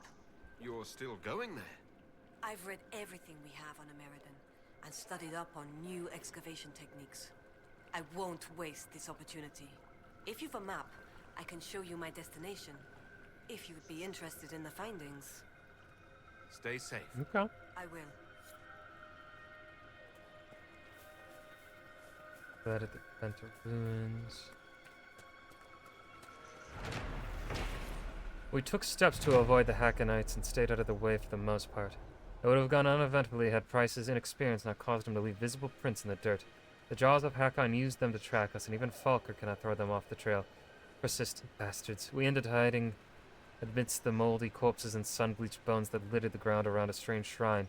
It was carved of stone and capped with what looked to be a dragon skull. Thankfully, when the Hackonites traced us to the shrine, the sight of it made them stop short. They whispered amongst themselves, and their leader seemed to make a small bow of obeisance to the skull. They then abandoned the chase. We still do not know what it was about that shrine that made the Hackonites balk. Perhaps we don't want to know.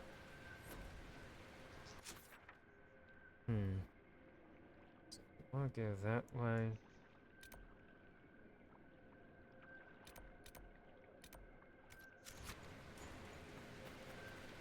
So we'll continue to the Tevinter ruins.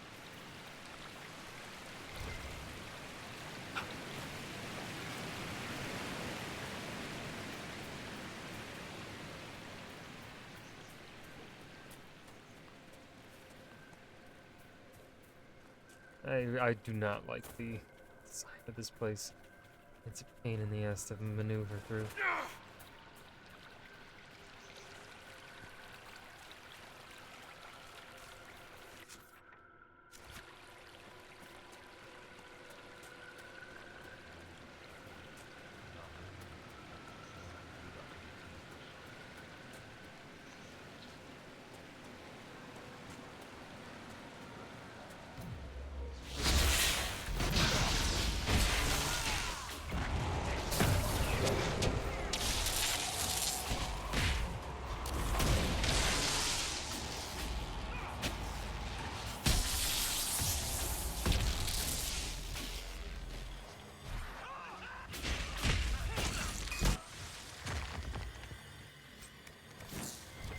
Was this not the right fucking way?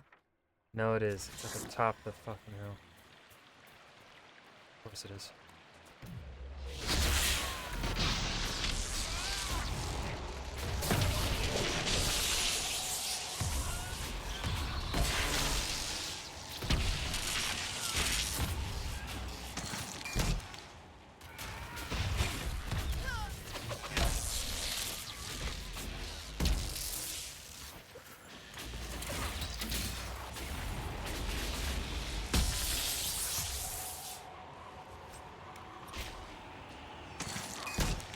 Kill them already, motherfuckers.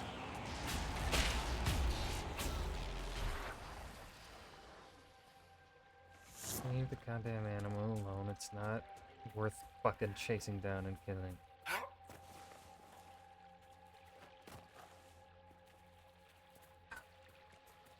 I guess it's gonna fucking chase us.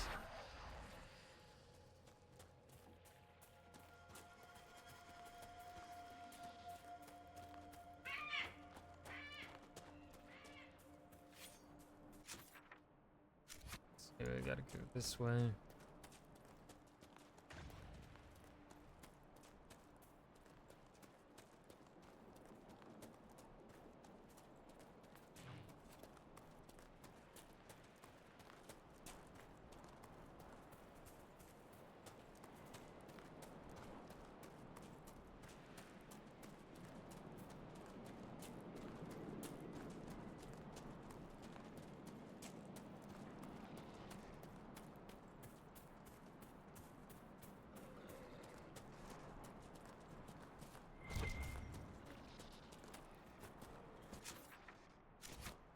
Should be up above.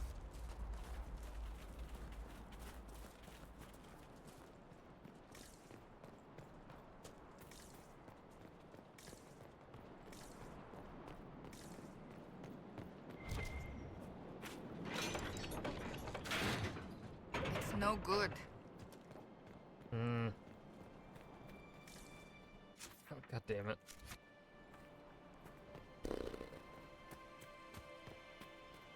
This fucking map sucks.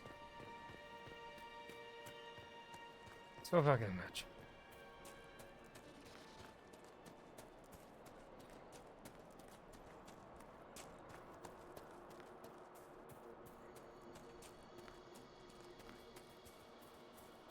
I don't even fucking get to you, man.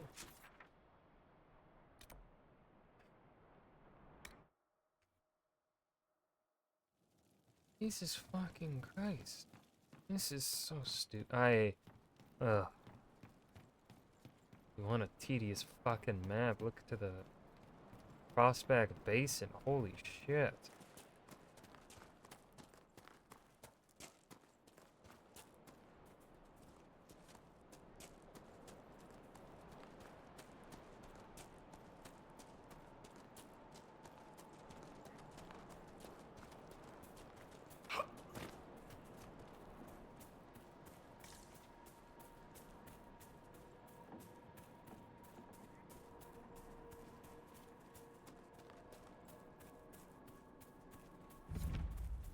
Anderson. This must be where Kenrick's assistant came to study. I absolutely cannot wait to survey and explore Nigel's Point. This was one of the ruins the explorer Sir Nigel visited on his travels through the Prospects. So much of what I've learned of this region comes from his notes and sketches. It's appalling to me how little recognition he's received compared to that brother Genitivy or even that peddler of Pabulum, Thilium, a bard. I wonder if I could discover the original purpose of Nigel's Point. Its ancient Tevinter name, of course, has been lost, but I am certain it was built and dedicated to an old god. I wonder which one. If I could learn this, of course, Arden gives me a severe look every time I suggest I could just stroll over one morning. She insists it's too dangerous. She worries too much. I guess Colette is fucking dead or something.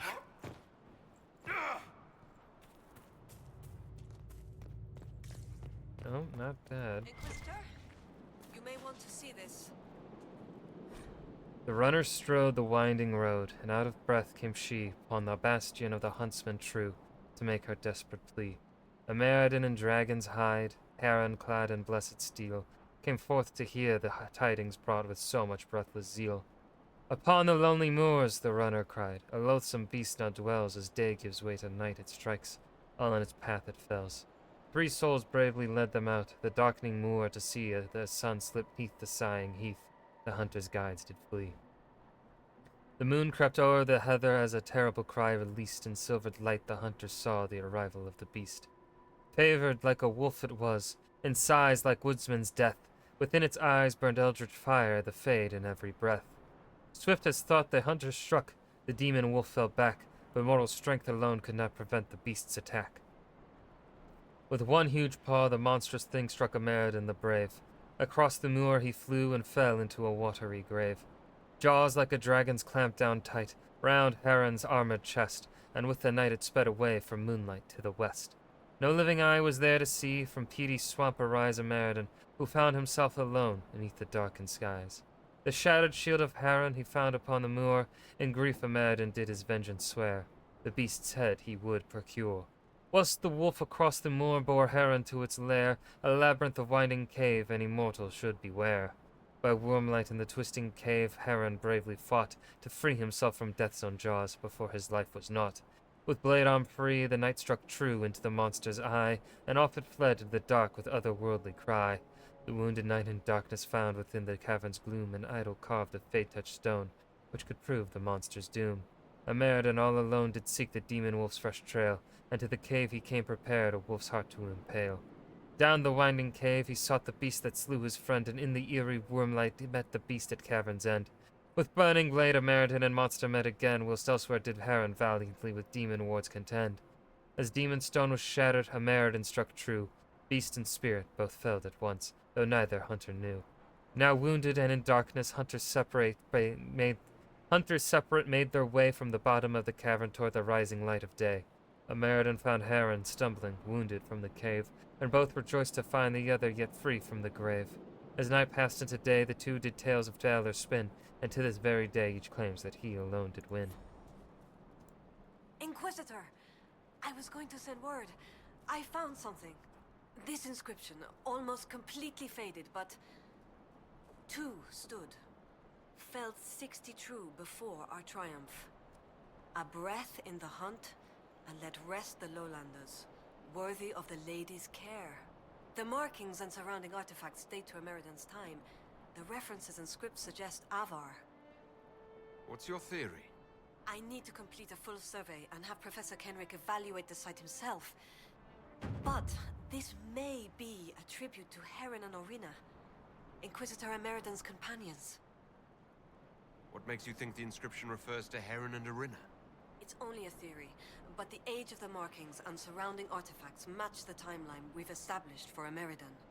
I found glass fragments in the clay, several with slight veins of discoloration. Blue. Like Templar artifacts. Templars? The Templars were a new order in Meriden's time.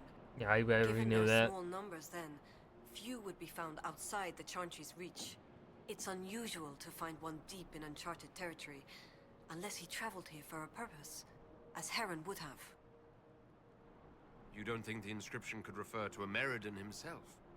It's possible, but Meriden would have been recognized as a leader, which the inscription might have noted out of respect. And a breath in the hunt? Why note that your hunt continues unless your remaining prey was someone important? Well, what happened? Tell me about Heron. What do you know about Heron? When the Templar Order was first formed, Sir Heron was among its members. He's arguably the most famous of the original Templars, though he was never one of their leaders. He's better known as one of Inquisitor Meriden's confidants. They'd known each other since youth. So they were close. Friends. When Meriden was made Inquisitor, Heron's position in his inner circle was assumed. A few ballads about them survive. The type with adventures and happy endings. I don't know if they're true. They remind me of my brothers, though. What happened here? An encounter with ancient Avar, and not a friendly one. Meriden and his companions were outnumbered in an unfamiliar place. If Meriden's not here, perhaps someone bought him the time needed to keep going? If this is the resting place of Heron and Orina, It only remains because the Avar took time to honor them. Respect for a worthy adversary? It wouldn't be out of place. What can you tell me about Arina? Arina was an alchemist in Orzammar. It's said she met Ameridan while dealing with a demon, but it's not known why Ameridan was there. Demons aren't common in the deep roads, but they were a problem for the Inquisition at the time. Arina knew she could help, so she joined Ameridan. If she left Orzammar, that would make her a surfacer.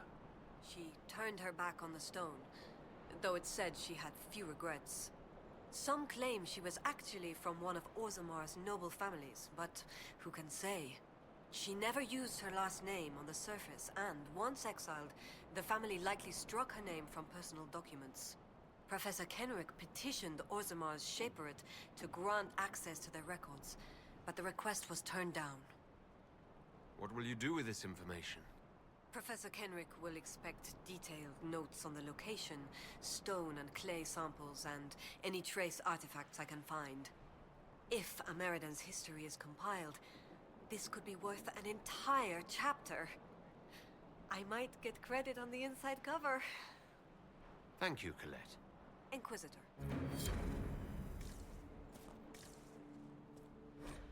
A series of detailed drawings of the inscription, glass shards, and surrounding area follow a handful of neatly written notes. Two stood, felt 60 true before our triumph, the breath in the hunt, and the rest the glowlanders worthy of the lady's care. Inscription discovered in Tevinter ruin within Prospect Basin, not Tevinter in origin. Script style and surrounding symbolism marked text as Avar, writing not widespread in holds, place marked by a leader or augur, few lowlanders known to be in area at time. Glass in area likely means Templar presence, long past, samples prepared for Professor Kenrick. I want to get to...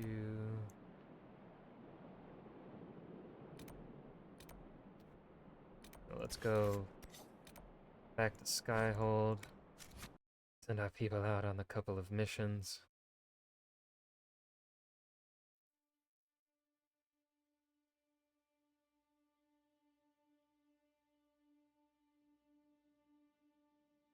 And then also Bewildered Dust. Let's tip us over to the next level. Here.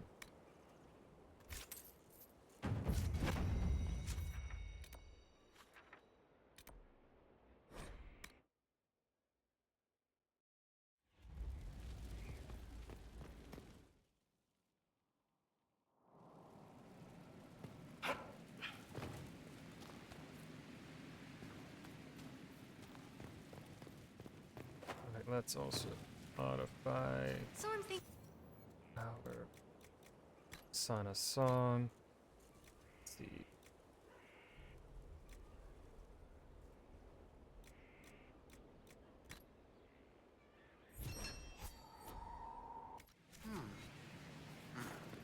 Almost gotcha.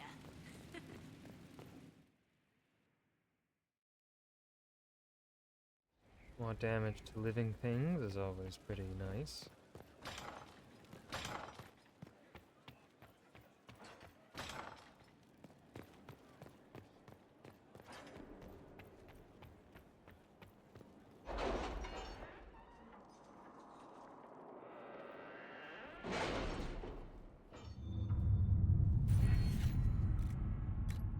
Let's see. Potion slot.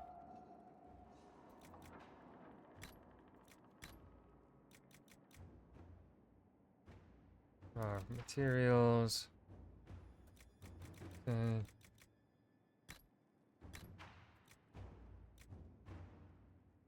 Increase the discovery range.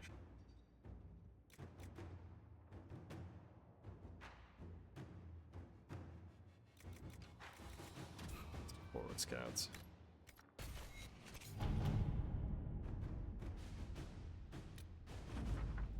You cannot imagine the wealth of knowledge in Navarra. I could spend years reading the physical descriptions of dragons alone. I shall have to spend more time here. For the moment, however, I have discovered that dragon slayers of the past believed dragons to be unusually resistant to the blight. In fact, some believe that dragon's physiology was capable of stemming the spread of the infection, though this was a mere hypothesis and never fully explored. Did you know? I sat on a chair made entirely of bleached dragonbone. It was magnificent, if not very comfortable. Feel like that didn't really help us much. A dire act, a lesson learned by all, so cross us not in either deed or thought.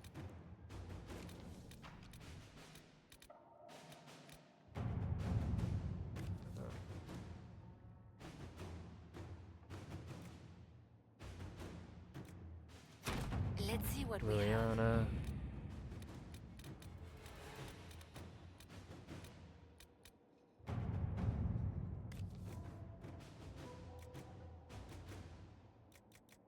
Now, Josephine. Inquisitor. Okay. Now, will this retroactively reveal things? It doesn't. That might have been a waste. That might have been a fucking waste.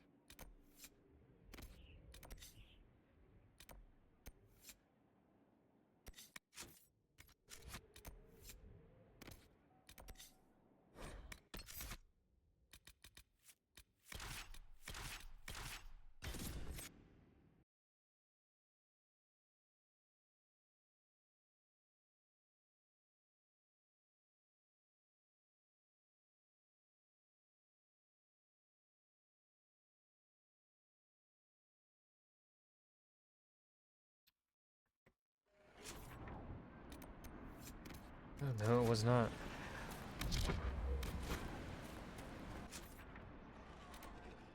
Oh, no, it was.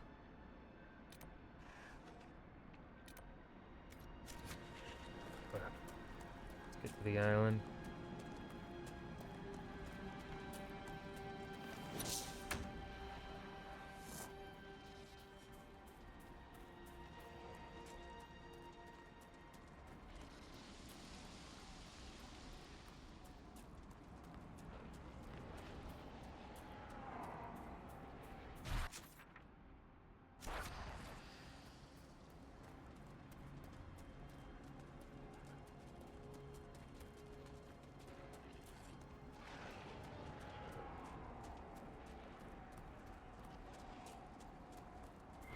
Why do these things stay hostile for so What is this?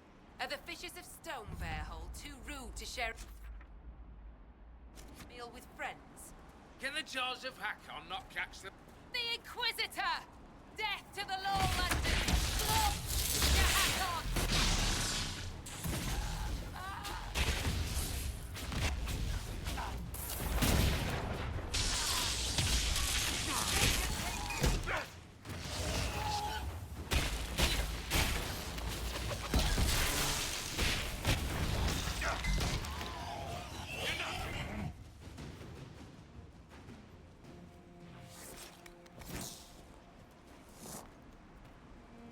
You are the Lowlander they call Inquisitor. I am Arvid Rolfson. Well fought. The fish will feed on fool's heart wine this night.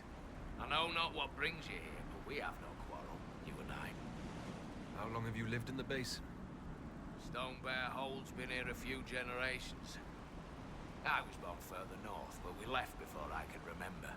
It was a good life, until the jaws of Hakon arrived. They brought trouble with them. People are expecting a raid, but... You don't agree? They seem bigger fools than that, for all their boasting. I cannot say what they plan, but it bodes ill. I find myself in need of a boat. I need to reach that island. The Lady's Rest. What? That island belongs to the Lady of the Skies. The spirits warn us to leave it be. I don't wish to disturb your lady, but it's important. If I give you the boat, and you anger the spirits and die, other Lowlanders may come for blood. That is trouble for my hold, and not my trouble to take. Go to Stone Bear Hold and speak with my Thane, Svara Sunhair. Get her blessing, and you may sail to Korth's Rocky Heart, if you wish. Okay.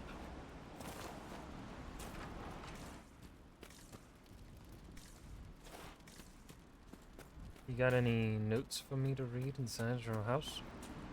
Okay. No, but I will your chest. Mine. We'll just... Oh, we'll just run there from the fucking coast, I guess.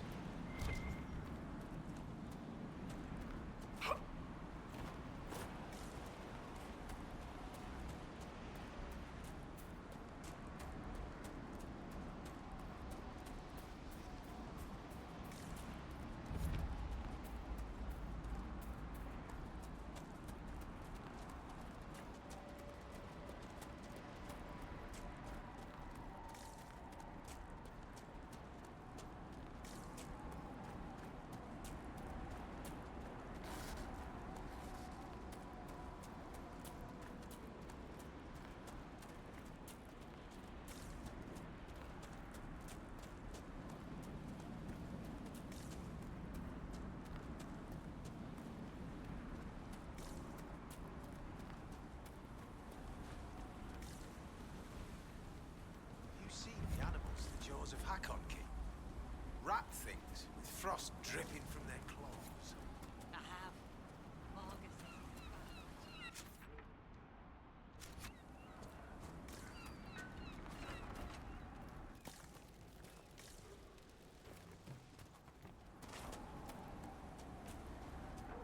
Lowlanders from the north. A series of drawings, simple but artfully rendered, indicates that the owner of this meat shop decided to spend the day mixing alchemical potions, or more likely alcoholic drinks, and that people should take what they like and pay him later. What is thrown into the Avar's cookpots? What isn't? Far from the delicate creams and sauces of Val Royeaux, or the rich pies and ripe cheeses beloved in Ferelden, the Avar must subsist on whatever their mountain valleys provide. Nothing is too humble for their appetites, from the small succulent snails found on hillside boulders, the fern fiddleheads harvested in the spring. This is not to say the Avar do not dine on more dangerous but far more filling fare. Harts, rams, gurguts, and lurkers are all candidates for communal evening meals taken around the fire. Lowlander spices, while not unknown, are great delicacies reserved for feasts. In fact, my parting gift to the Thane of Fennec Tooth Hold was, at his request, 10 jars each of black peppercorns, powdered mustard, and Antivan cord seed. Avar cooking methods favor utility. Stews are common because they can be simmered until nightfall with small fuss. Holds by lakes or rivers will wrap fish in clay and pungent leaves and leave it to bake all day over banked coals. Most Avar food preparation, however, centers around winter. From the spring thaw onward, the hold is an endless hive of activity as meat is smoked, vegetables are pickled, and fruits are dried and stacked in crude dirt cellars in preparation for the long dark. Despite this race against the seasons, the Avar freely leave out rich cuts of meat and piles of plump berries on wood and stone slabs around their village. They believe these offerings propitiate a strange collection of beings they refer to as gods inhabiting the forest. The wise traveler attempts not to judge, and I was treated with all care due a guest. But I never become accustomed to the sight of good food left out by such a practical people.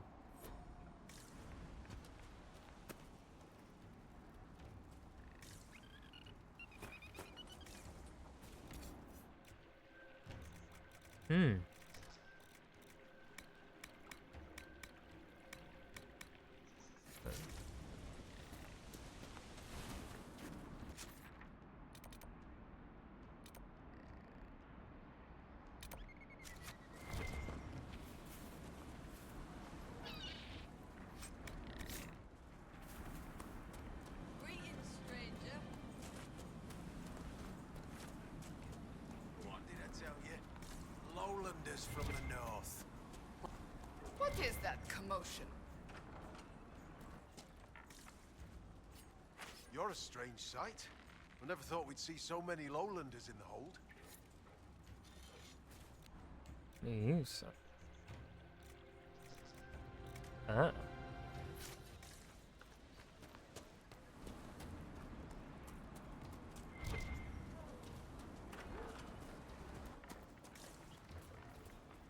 There are many curious about you, but the Thane would speak with you first. What did I tell you? Lowlanders from the north. Why do they dress like that? Oh, shit.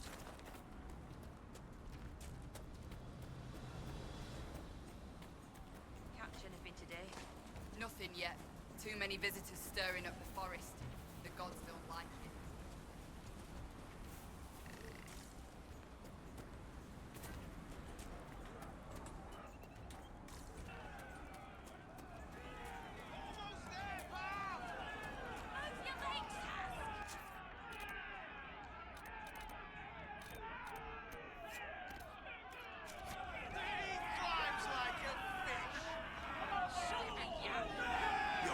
seem tired, Thane son here. Poor hunting. Is your hold beast well? We hunt as well as ever, Thane Harrison. You would be safer under the shield of the jaws of Hakon. Hask Fisherson has taken victory in sight of the Lady of the Skies. Parv, you owe 4 rams to Hask, not 3. Ha! Teared his tits. Wind, lift your oaths to the Lady of the Skies, and hand the rams over come sunrise. May your people be as strong as your hold beast. We've heard of your arrival, Lowlanders. Come, share my fire where we might speak. Yes, ma'am. Inquisitor, I am Svara Sunhair, Thane of Stonebear Hold.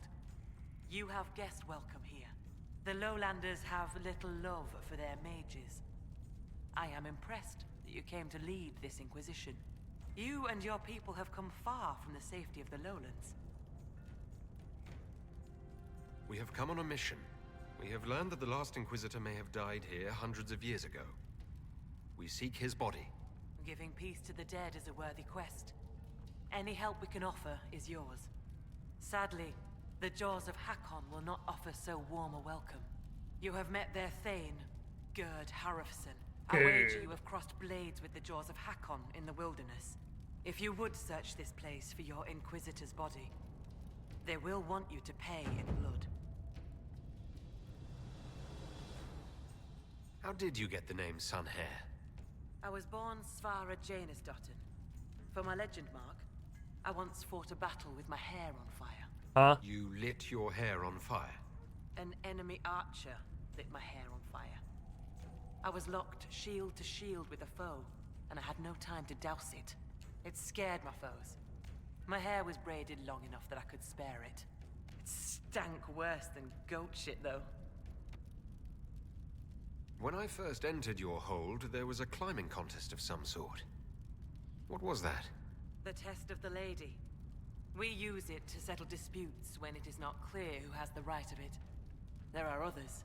For the test of the Mountain Father, you battle with verse while those who favor you hold you aloft.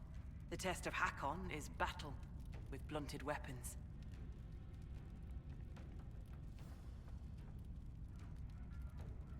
It seems as fair a way as any to decide such matters. In many cases, the law is clear. The tests are only for real disputes. As Thane, I may guide the gods in finding who is worthy. I decide which test will settle the dispute. I may also ask a warrior whose claim is foolish to climb with stones strapped to his back. I'd like to hear more about Stonebear Hold. We are not the largest hold, but our warriors are strong, and our singers are pretty. Words are for boasting around the fireside. You should look yourself, if you will. I'd like to know more about the Jaws of Hakon. They are not the first hold to take that name. All have been foolish. What would you know of them? What do the Jaws of Hakon believe that makes them so angry? A wise man honors each god to its strength. Bjorn Reedbeard for fishing, Rilla of the Fireside for making babies. The Hakonites care only for Hakon Wintersbreath, god of war and winter. There is no evil in Hakon. There are times to fight, but the Jaws of Hakon care for nothing else. They raid, they fight. Eventually they die and their stories are forgotten. It is the way of things. You said that there were earlier groups known as the Jaws of Hakon. Yes. Many ages ago. They thought of nothing but slaughter glory. They attacked the Lowlanders. Your people fought back and destroyed them. They were fools. What can you tell me of the people now calling themselves the Jaws of Hakon? They came here a few years ago, after the Blight took their hold. There was land enough for both, so we were friendly. We did not see their anger. Gerd Harrison lost too many in his hold to Darkspawn. He thought only of battle and war. To avenge a wrong is a good thing, but only a fool lights the world on fire to do it. Yeah. I'll speak with you later. Fair hunting. Inquisitor? The Hakonites are attacking my people. I would welcome any assistance you could offer. Bathing my blade in the blood of the Hakonites would be cause for a feast for most in this hold. The Hackonites are fools, and they have forgotten the old ways. But we have pledged peace with them. To attack with lowlanders at our side would make us oathbreakers. This is poor weather for me to ask that of my hold. What would change the weather? Among the Avar, a hold draws strength from its hold beast. They are as kin to us. When our hold beast is strong and happy, there is joy. When it sickens and dies, it is an ill omen. Our bear, Storvacker, has not been seen in days. The hold fears for her. I cannot ask the hold to break peace oaths unless Storvacker returns.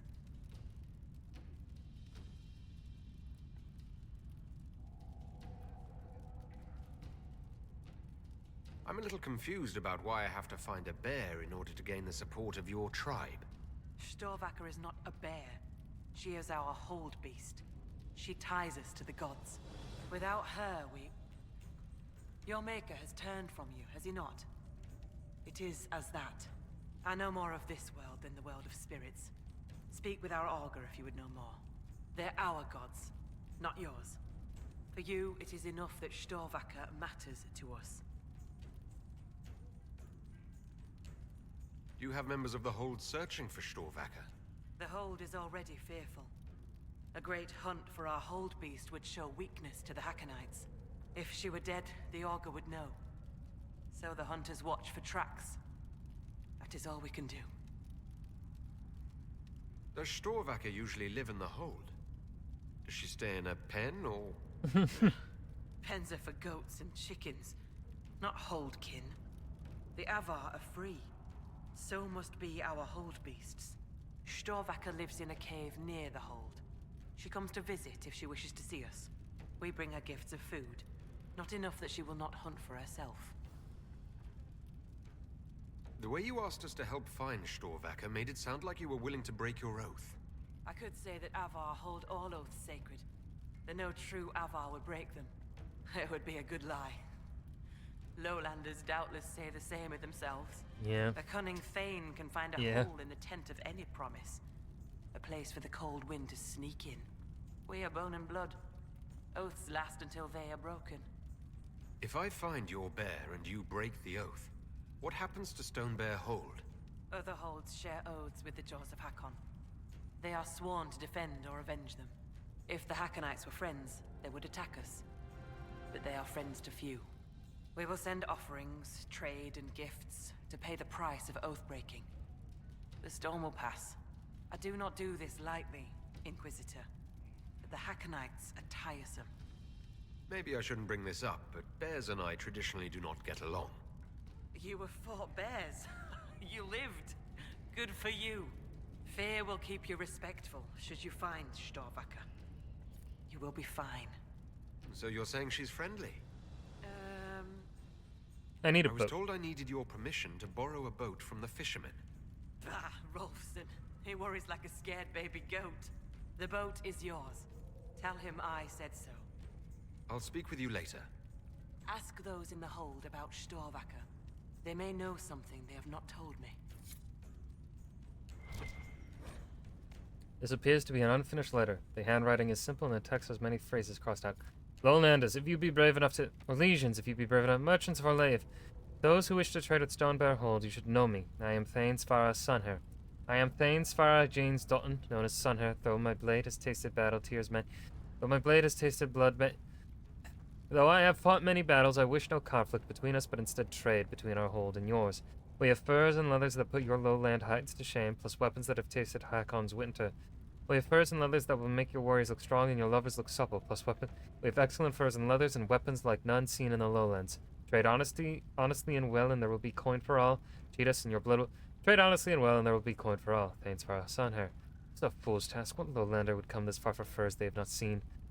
Korth, I just wrote that instead of saying it. This stupid lowland writing vexes the mind.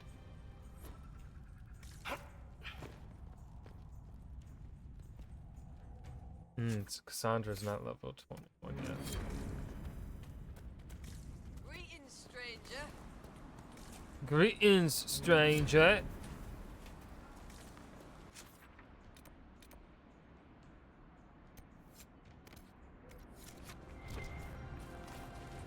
Let's go up to the auger then. Greetings, stranger. Greetings, stranger. That Elsdip. Always making up strange stories and looking at all these in books.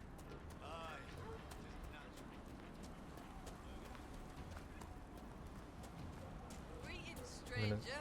oh god, so many of them are gonna say greetings, stranger, aren't they?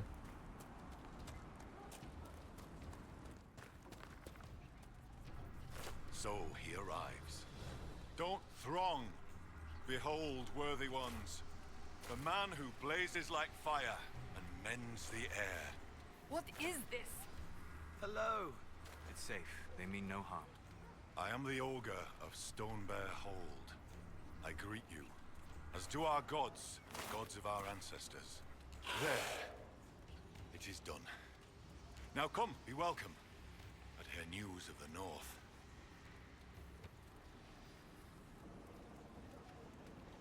I'd like to ask something. Then ask. I assume augur is another word for mage. I am a mage. Yet not all mages are augurs. I give counsel to other mages and the Thane. In turn, an augur takes counsel from the gods and shares it with the Hold. I make their will known to us, and ours to them. So you're an ambassador to the local spirits? Some have wisdom, for those willing to listen. They protect the Hold. They help drive off spirits who've gone bad with rage or gloom. The gods live with us. Ignore their offerings, offer them nothing, and it weakens us all. I've heard enough to realize that when you say gods, you mean spirits. Why do you pray to them? We offer to them. We don't pray like the lowlanders to a creator they think will weather all the ages. Do you actually think they're divine beings? Something more than magic? The spirits watched us even before we came from the north. They shaped themselves into our gods, and we grew to love them. Their secret gift is this, Inquisitor. They reflect us as water does the sky. They show us what we wish to be. That image gives us strength. For that, we thank the gods. I should be off. Farewell. Be welcome. Did you just introduce me to spirits? The gods of the Hold clamored to see you. I obeyed. For I'm their voice and their augur. And if I didn't show you off, they'd hound me for months. What did you mean when you said I blaze like a fire? How do you think you appear to the gods of the Fade? To those beyond the veil, your hand burns like the Watchman's bonfire. Are you saying every spirit in the Fade knows where I am? Only those nearby, but thoughts spread quickly among the gods. They tell me strange things. That you muddied time's waters where the cliffs are red, and returned again. I met a mage in the woods who said she used to be an augur's apprentice. Sigrid Goldsdotten. She left the Hold when I told her she must release her teacher. Aren't you her teacher? She might have heeded me if I were. Oh, perhaps not. It's time the spirit in her was free. She's an abomination. Every mage in the Hold is made one with the gods until they're strong enough. I thought Sigrid strong enough. Exile was her own notion. Why did Sigrid go into exile? Sigrid built an altar by the shore for her rite of thanksgiving, a ritual to part her from her teacher. Sigrid claims her offering was spurned by the gods. The spirit remains with her, and she's taken to exile. Do you know where your hold beast may have gone? Storvaker? No. I've asked the gods, but they've seen no sign. I'd like to... Then ask. You let spirits possess your mages on purpose? What better teacher than one woven from magic? The spirits in the Hold have helped us in this way for hundreds of years. Once a mage masters their powers, their teacher departs, duty ended. Unless the mage is weak. What happens to these weak mages? Their teachers stay with them, and the other gods watch them both, so neither soul turns sick.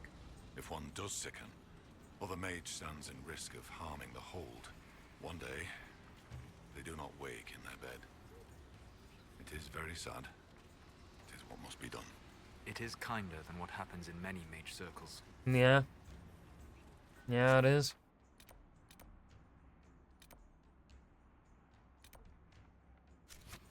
Be welcome. Then ask.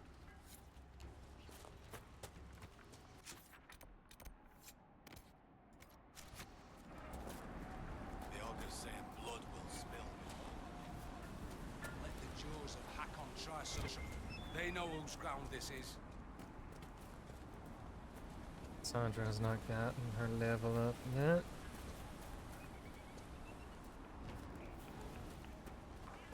Is someone poaching? Is someone poaching? Oi, bruv, someone's poaching, isn't it?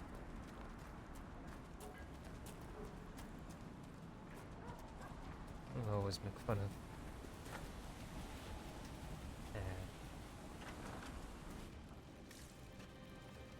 You're the Inquisitor. I hear your people already sing songs of you. How are you so well informed? Oh, Helsdim soaks up gossip when he goes trading. He just returned from the lowlands. I'm Fulna Hethstotter, keeper of histories, and Skoll to the hold. I've never met a scold. Is that anything like a bard? I suppose. Every hold has someone who sings its songs. Doesn't yours? Fair enough. We keep the old songs and histories, the oaths and the legend marks. I understood all of that except legend mark. The Skald before me was born Gulda Elsdotter. She crafted a great new tale for the hold.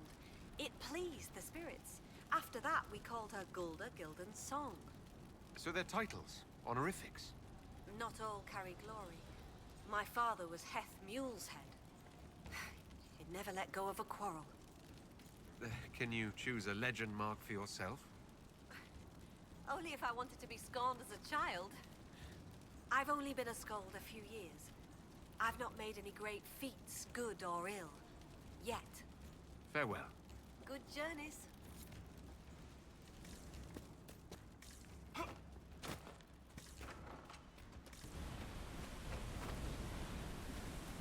Nope, don't want to be out there. We'll die.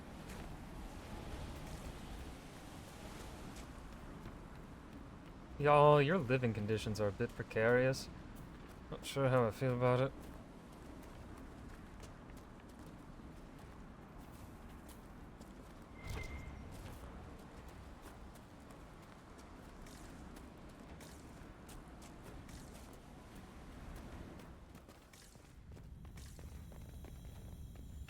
Excuse me, Geared. Be welcome, Inquisitor. Though I fear I've time for little more than a greeting. I must prepare these souls for their greater journey, particularly those who depart without the reverence due. Yes, Their talking ways as I often stand on top of a corpse. I'm not familiar with Avar funerals. May I ask what proper rites entail? When the time comes, we are given sky burials. For most, the body is laid out and prayers given. When the birds come, they carry the soul to the Lady of the Skies. The body, unneeded, is gone. For most? Some souls, such as Calden's, are chosen to return. The augur reads the signs of birth. It is a rare honor. In order to return, an offering is made to Korth the Mountain Father and buried beneath the body. A piece of the soul thus remains, allowing the rest to return to this world and be reborn. Will someone not be given proper rites? Calden Envison is one of the few whose soul may return. Bloodkin must make an offering to the Huntmaster, who prepares it. Or so it should be. Calden's son, Finn, has failed in this duty, but then there's you. Me? You're a guest of our hold. A gift from you cannot be refused. Even an offering for Calden. I cannot dictate the nature of a gift, but if my suggestion appeals to you, speak to the Huntmaster. I should be off. Lady keep you. Alright.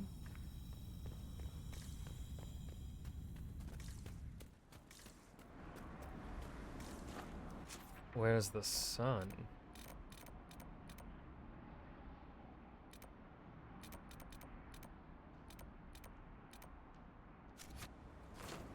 Up near the Hunt Master.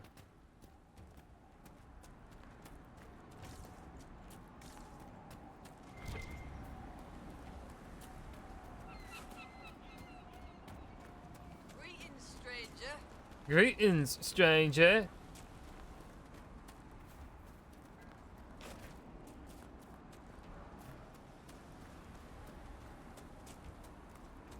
What did I tell you? Lowlanders from the north. Dressed like that.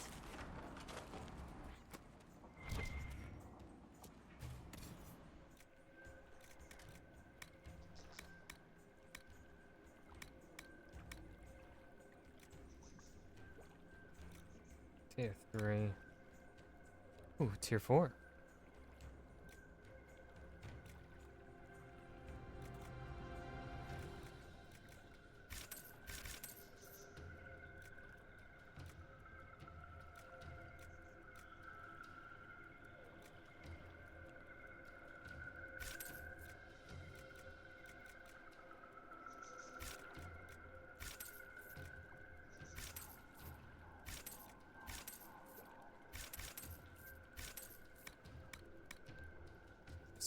Spent a bunch of money. It's tier 4 stuff. Got to. Greetings, stranger. Greetings, strange. Oh god, that's gonna get annoying. It's already annoying. It's gonna get even worse. That leads out, so we wanna go up.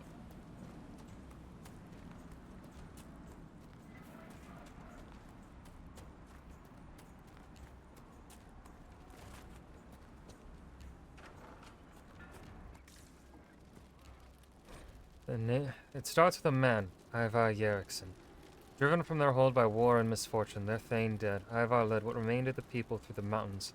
The winter was harsh, the winds of Hakon echoed throughout the peaks. The beasts fled and the hunters could find little game. Ivar's people grew weak. They feared themselves cursed. When the blizzard struck, they built a meager fire and huddled for warmth. When the blizzard lasted 3 days, they knew that they would die. On the third night, while Ivar stood watch, he caught sight of a great grey bear through the snow. Though the beast was distant, Ivar could feel its eyes upon him and knew he must follow. Alone he made his way through wind and snow. The great bear walked ahead of him, always distant but never out of sight. At last the bear stopped. Ivar came to stand beside the bear and saw before him a sheltered place where his people might be saved. He raised out a hand to his guide, but instead of fur he found grey stone. So Ivar knelt before the stone and gave thanks to Korth, for he knew the Mountain Father had taken the form of a bear to guide him here. Ivar returned to his people and led them to the sheltered place. Ivar Yerrickson became Ivar Snowfavorite, and the people swore to honor him as their new thane. The hold was given the name Stonebear in honor of Ivar's vision, and in this place we have grown strong.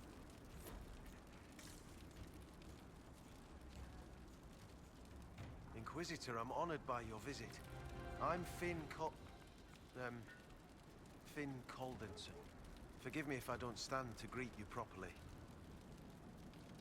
How were you injured? A storm blew up a few months back. It's the worst we've seen in a while. I was helping to secure the fishing boats. Einar nearly fell in. I caught him, but the current caught me. My leg got crushed against the rocks. It hasn't set properly. I know about your father's burial, and the offering. I tried. I dragged myself out of this cursed bed, but the pain... I collapsed. The Huntmaster found me and dragged me back. Said we didn't need another dead man. I'm told I can make the offering as a gift for the hold. I'll try to do so for your father. He won't be my father much longer. What do you mean? I can't make the offering. When the sky burial's complete, I'll lose the right to bear my father's name. Whether or not he's my father, I still love him. I would not see his soul severed from the earth, if it's meant to return. If you can make a gift of the offering, there's no way I could repay you. I'll let you rest. Lady keep you.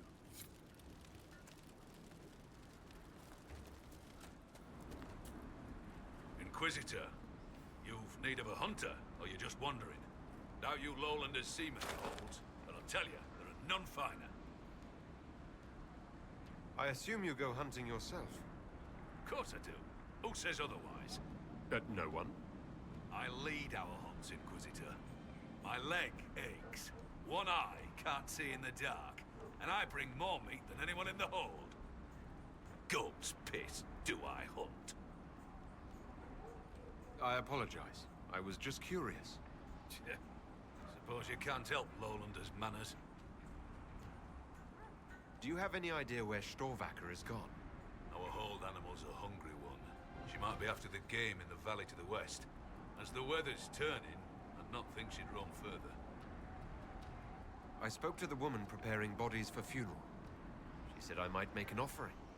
For Calden. How would... as a gift? Sly woman. In that case, I'll accept an offering from the hand that gives it. Tradition says the offering's made to Koth. Only creatures who touch the god's realm will do. I'll mark where some were last spotted. It'd be an unmatched gift, Lowlander. I still pity Calden's son, though, losing his father's name. Farewell. Farewell.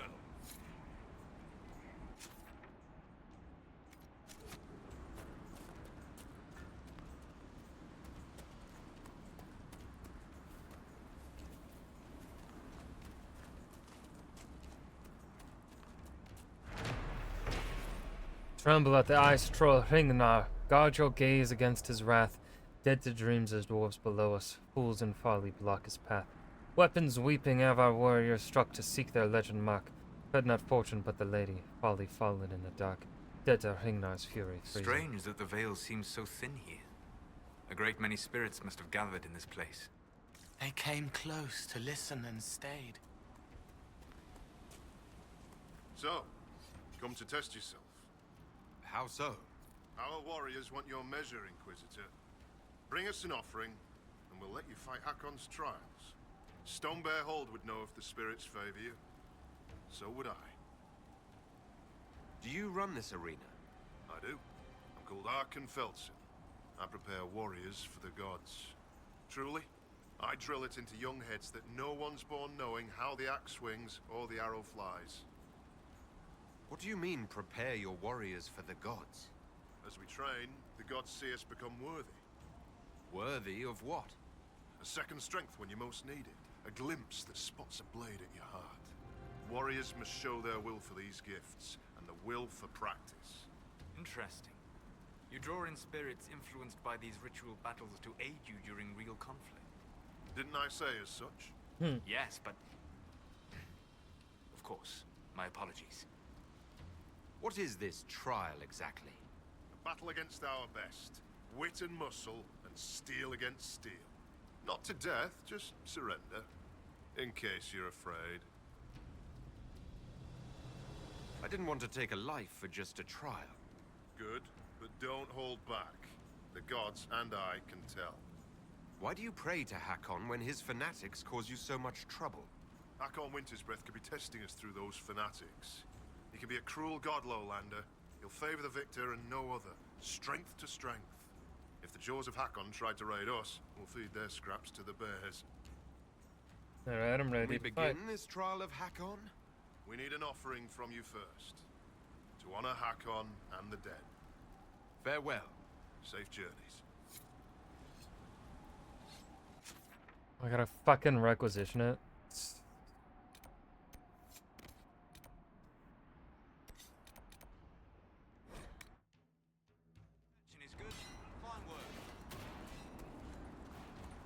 To investigate the ritual site. Hopefully get Cassandra her next level up soon. The new thatching is good. Fine work.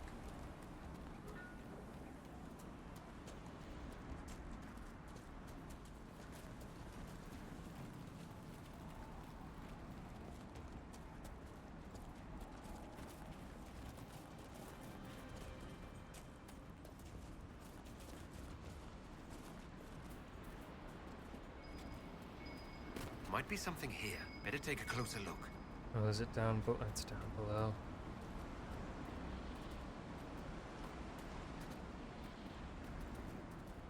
Let's take some fucking fall damage. Ooh, we didn't. Okay. This is the place the augur said that mage, Sigrid, tried and failed to release her spirit. It looks like the tools for her ritual are still here. Scorch marks, left by some kind of interrupted spell. Perhaps the ritual was never completed. The grass is trampled down here. Fight? I do not think so. There are tracks. It was likely a heart. Probably not important then. Arla Lyrian. If a mage was performing a ritual to part with a spirit, she may have needed to replenish her strength. Then why is the vial still full? You never parted with. A skinned bird and a bundle of incense. Offerings for this mage's ritual. Why are they still here? Good question. He never tried to part with it.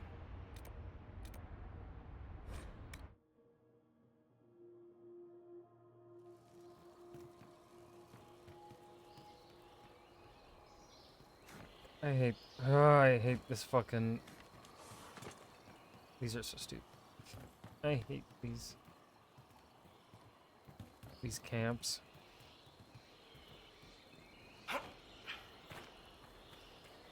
I hate the layout of this.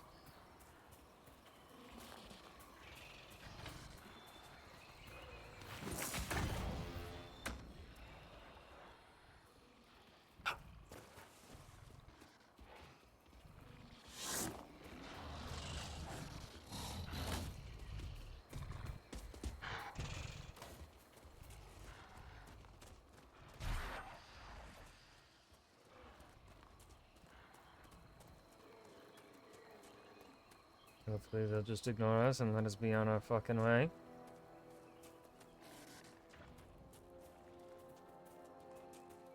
Please. Please. Please. How far must I run?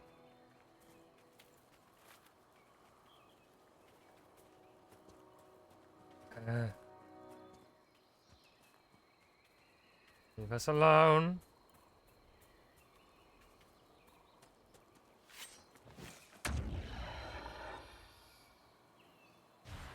There we go.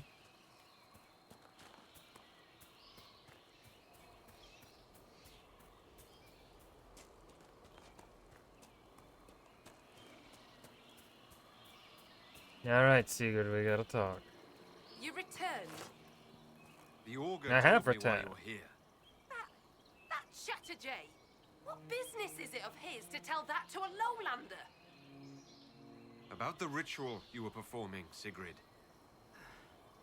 I had to burn a proper offering, then let my guiding spirit free. I made the offering, the gods did not accept. I found a bird and incense by the altar. They weren't burnt at all. I brought more than I needed. When I fled, I left everything. You would have needed to take the lyrium at the start of the ritual, not the end. Aye. And so? The vial I found was full. Do you accuse me, stranger?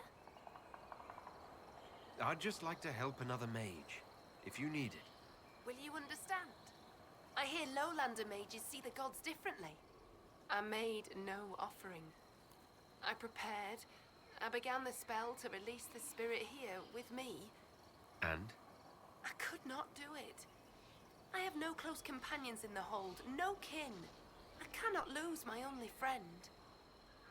You're friends with this spirit? It has taught me with patience and kindness since I was a child. Frightened of the fire I could suddenly call down. It loves you too. It will stay if you want it. I know. But I was oath sworn to release it when the time came. I do not want to lose the one who loves me. So how does your teacher feel about this? Does it...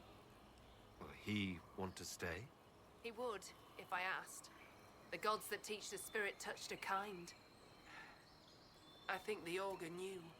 All this time he knew I never cast the ritual. It is not right to stay in pity. I will confess to him. The Inquisition could use a mage with a unique perspective. You and your spirit certainly qualify. You want me to pledge my staff to your Inquisition? Even bound to a spirit? Your people consider it a gift. I'm sure you can handle yourself. It's good to have a home where you can feel yourself. Inquisitor. She is an abomination. Cassandra, shut the fuck up. It must be punishment from the gods to serve a lowlander for my oath breaking. It fits my shame. I'll find your camps and join you.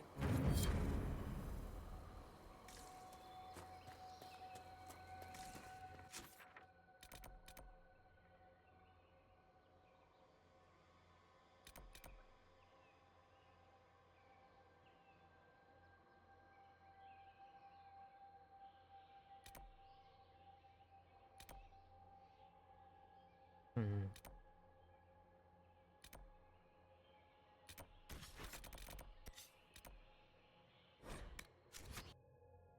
Let's send, I believe Josephine came back from her thing, whatever it was.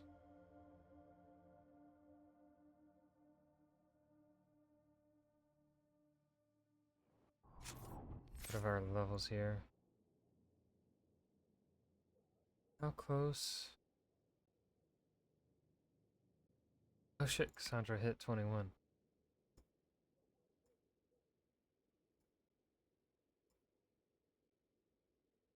The others did not.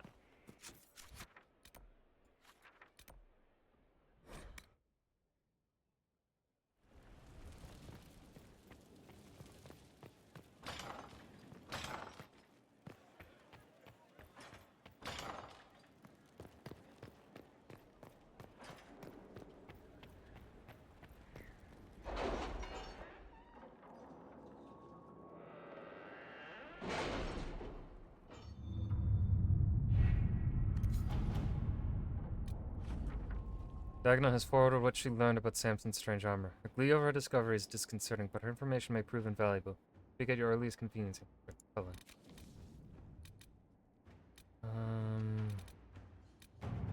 While historical documents shed light on Orina's time as Inquisitor Emeritus companion, little is known of her early life in Orzammar. The Orzammar Shaperate contains an immeasurable wealth of knowledge pertaining to the Tig's past. Professor Kenrick has made several requests to study their records, all of which were denied. As an ally of the Inquisition, Orzammar may be more willing to answer a petition from Skyhold.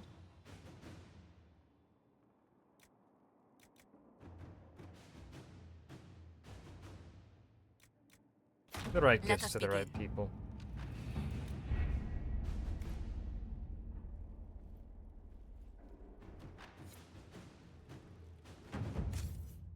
Okay, weapons. Sandra. We use Bitter Axe.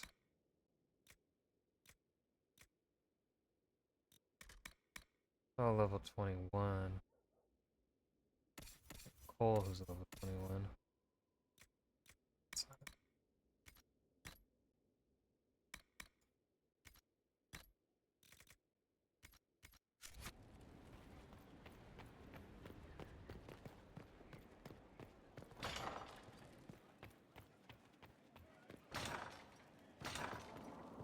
Let's go speak with Cullen real fast. Your worship.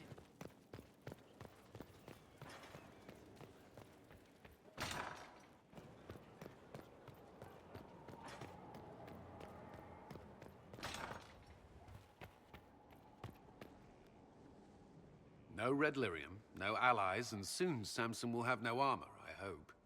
You hope? Dagna's started work on her red lyrium samples, but she needs more details on the armor.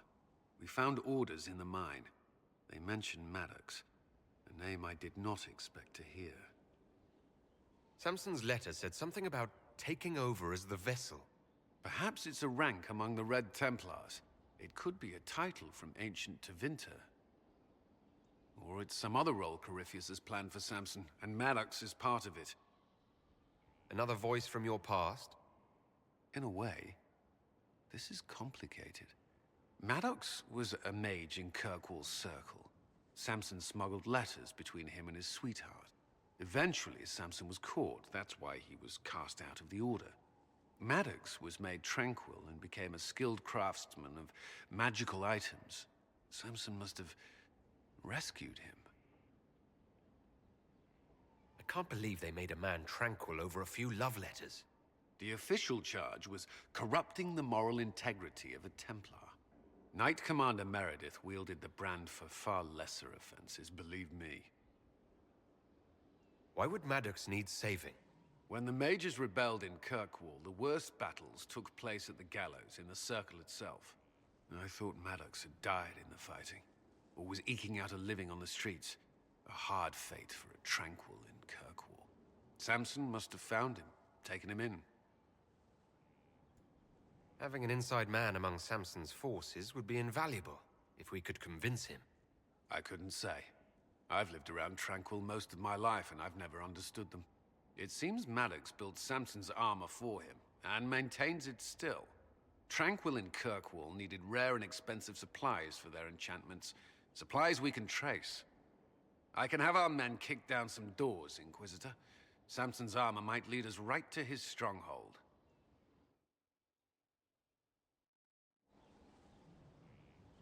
Okay.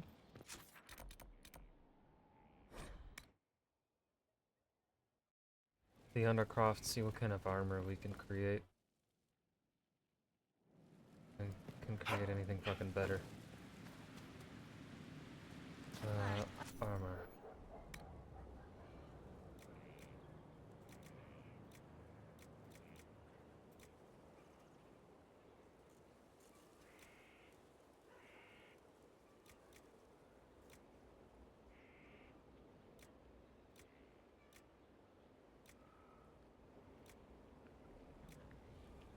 So I can get the...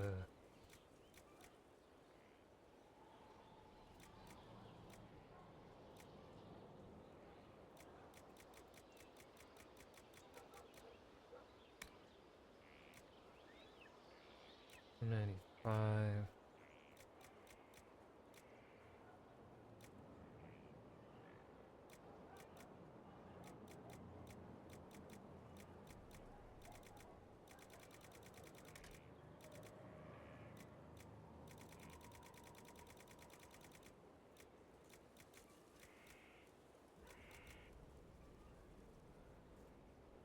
I don't want the fucking book on my belt though. Yeah, that's kind of lame.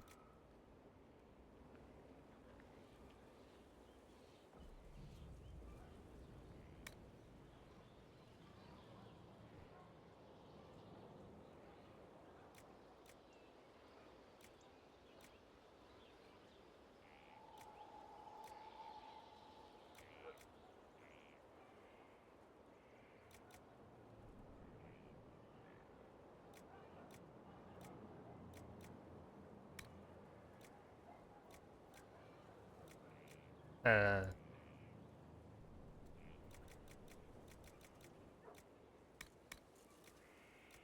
don't know why it's fucking glitching out there with Cole. Find Prowler coat.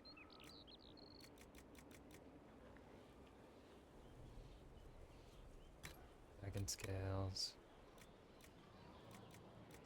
It's 9. It's +10.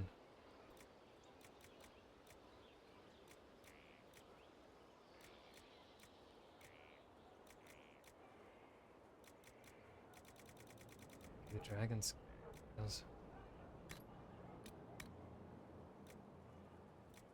5. 5.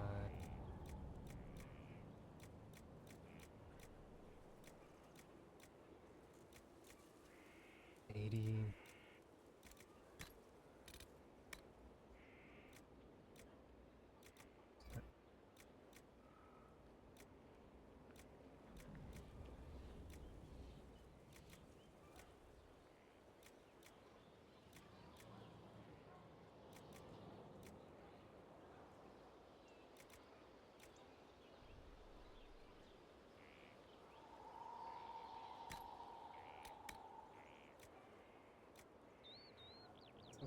Action.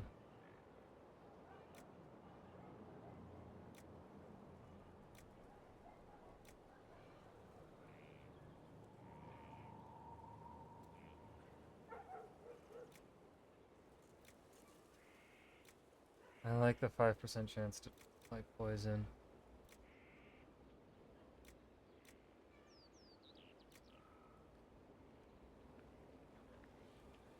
I also really like.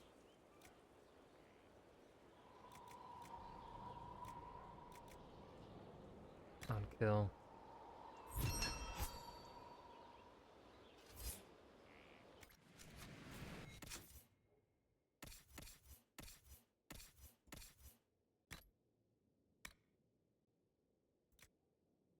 Ooh.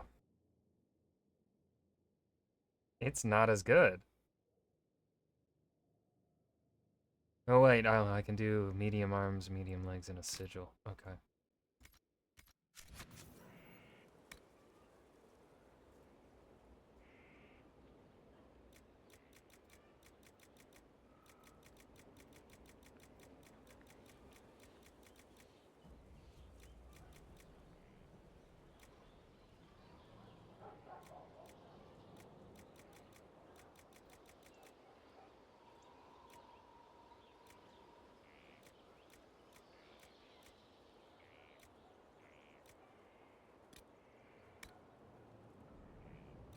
Twenty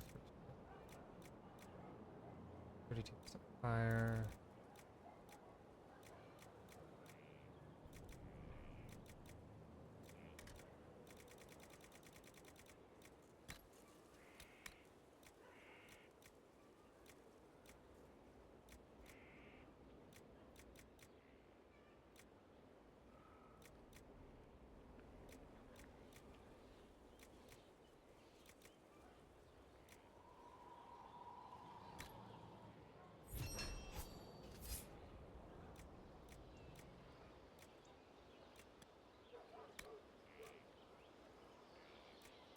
Or 120.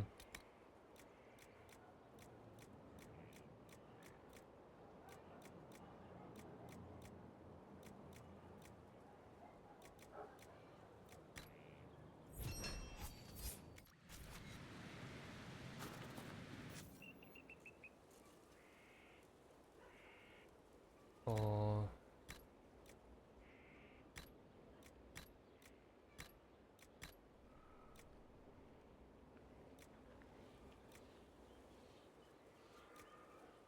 it's 10% attack minus 50% healing bonus. Have him do even more fucking damage.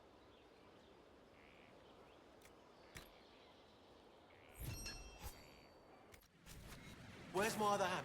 Right there. And then what is his current helmet? 51.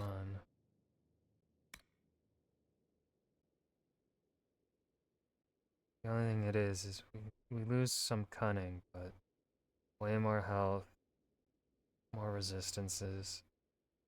It's under one hit. That's a 51 armor rating helmet.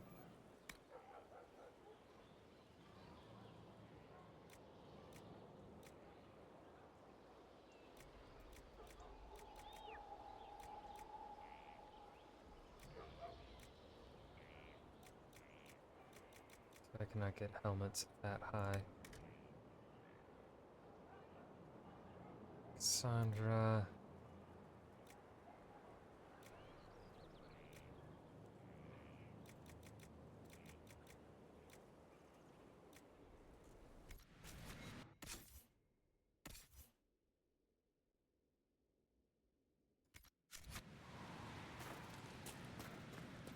What time is it? Let's do some codex rating. Let's do some codex rating. Oh god. Hold on.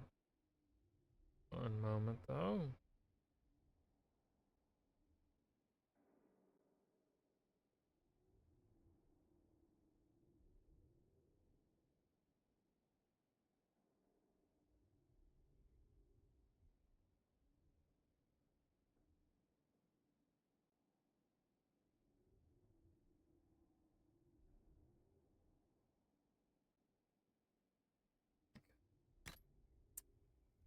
Let's see here.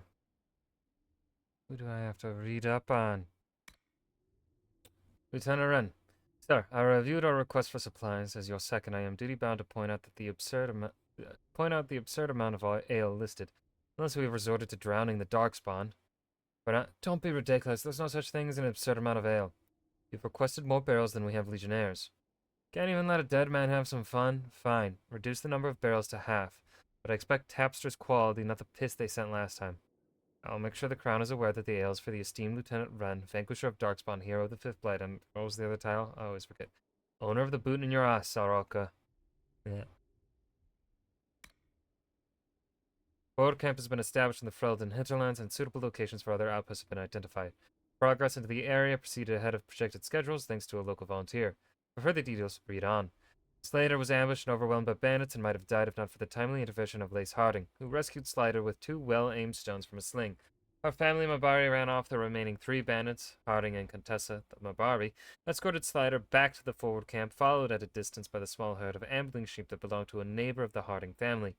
Once there, she requested a map, which she proceeded to fill out with helpful details, most notably known bandit hideouts and ambush points. Map completed, Lace Harding took her sheep and returned home. We did not expect her to return the next morning. Now outfitted with a small bow and leather jerkin, and absent 1 hound and a herd of sheep. Maps are all right, but nothing beats a guide, she said. That was a week ago. She's still here. I took the liberty of offering her a position as a scout. My daughter, I regretted the way we parted from the moment you left Orzammar. The words I spoke shame the ancestors and our house. Your mother still won't speak to me. Yesterday I passed by a funeral for a legionnaire.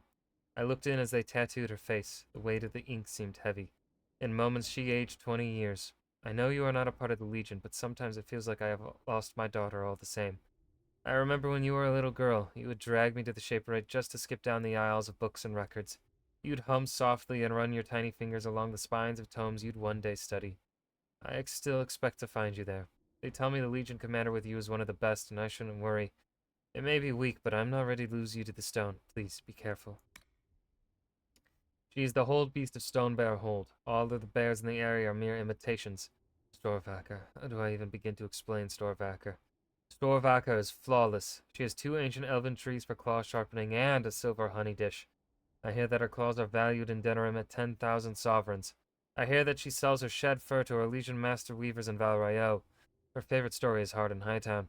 One time she met Alistair Theron, fabled warrior of the Fifth Blight, and he told her she was pretty. One time she clawed me in the face. It was amazing. Alright. That's actually going to be where I stop. Do a shorter stream today. Alright, we're definitely... I think I'm definitely going to be taking more time than I had in my own playthrough years ago. That I had done off stream. Well, before I was even streaming. Because I'm reading more things and talking to more characters and whatnot. I will not be live tomorrow night, though. I am going to writing. Is it a writing group or is it a writing workshop? Is there a difference between a writing group and a writing workshop? I think it's a writing workshop. Let's see. It's a writer's workshop. So we'll see how that goes. I'm optimistic. I'm gonna try and be optimistic about it, but typically there aren't that many fantasy writers, especially in this area, I feel like, so we'll see. We'll see. Is there anyone live? There's no one live, so we're just gonna end it. Y'all, thanks for hanging. I will be back Wednesday with more Dragon Age Inquisition. We are not finishing it this week. We'll probably finish the Jaws of Hakon area Wednesday. And then I don't know how long the last area will take us then. But yeah, peace.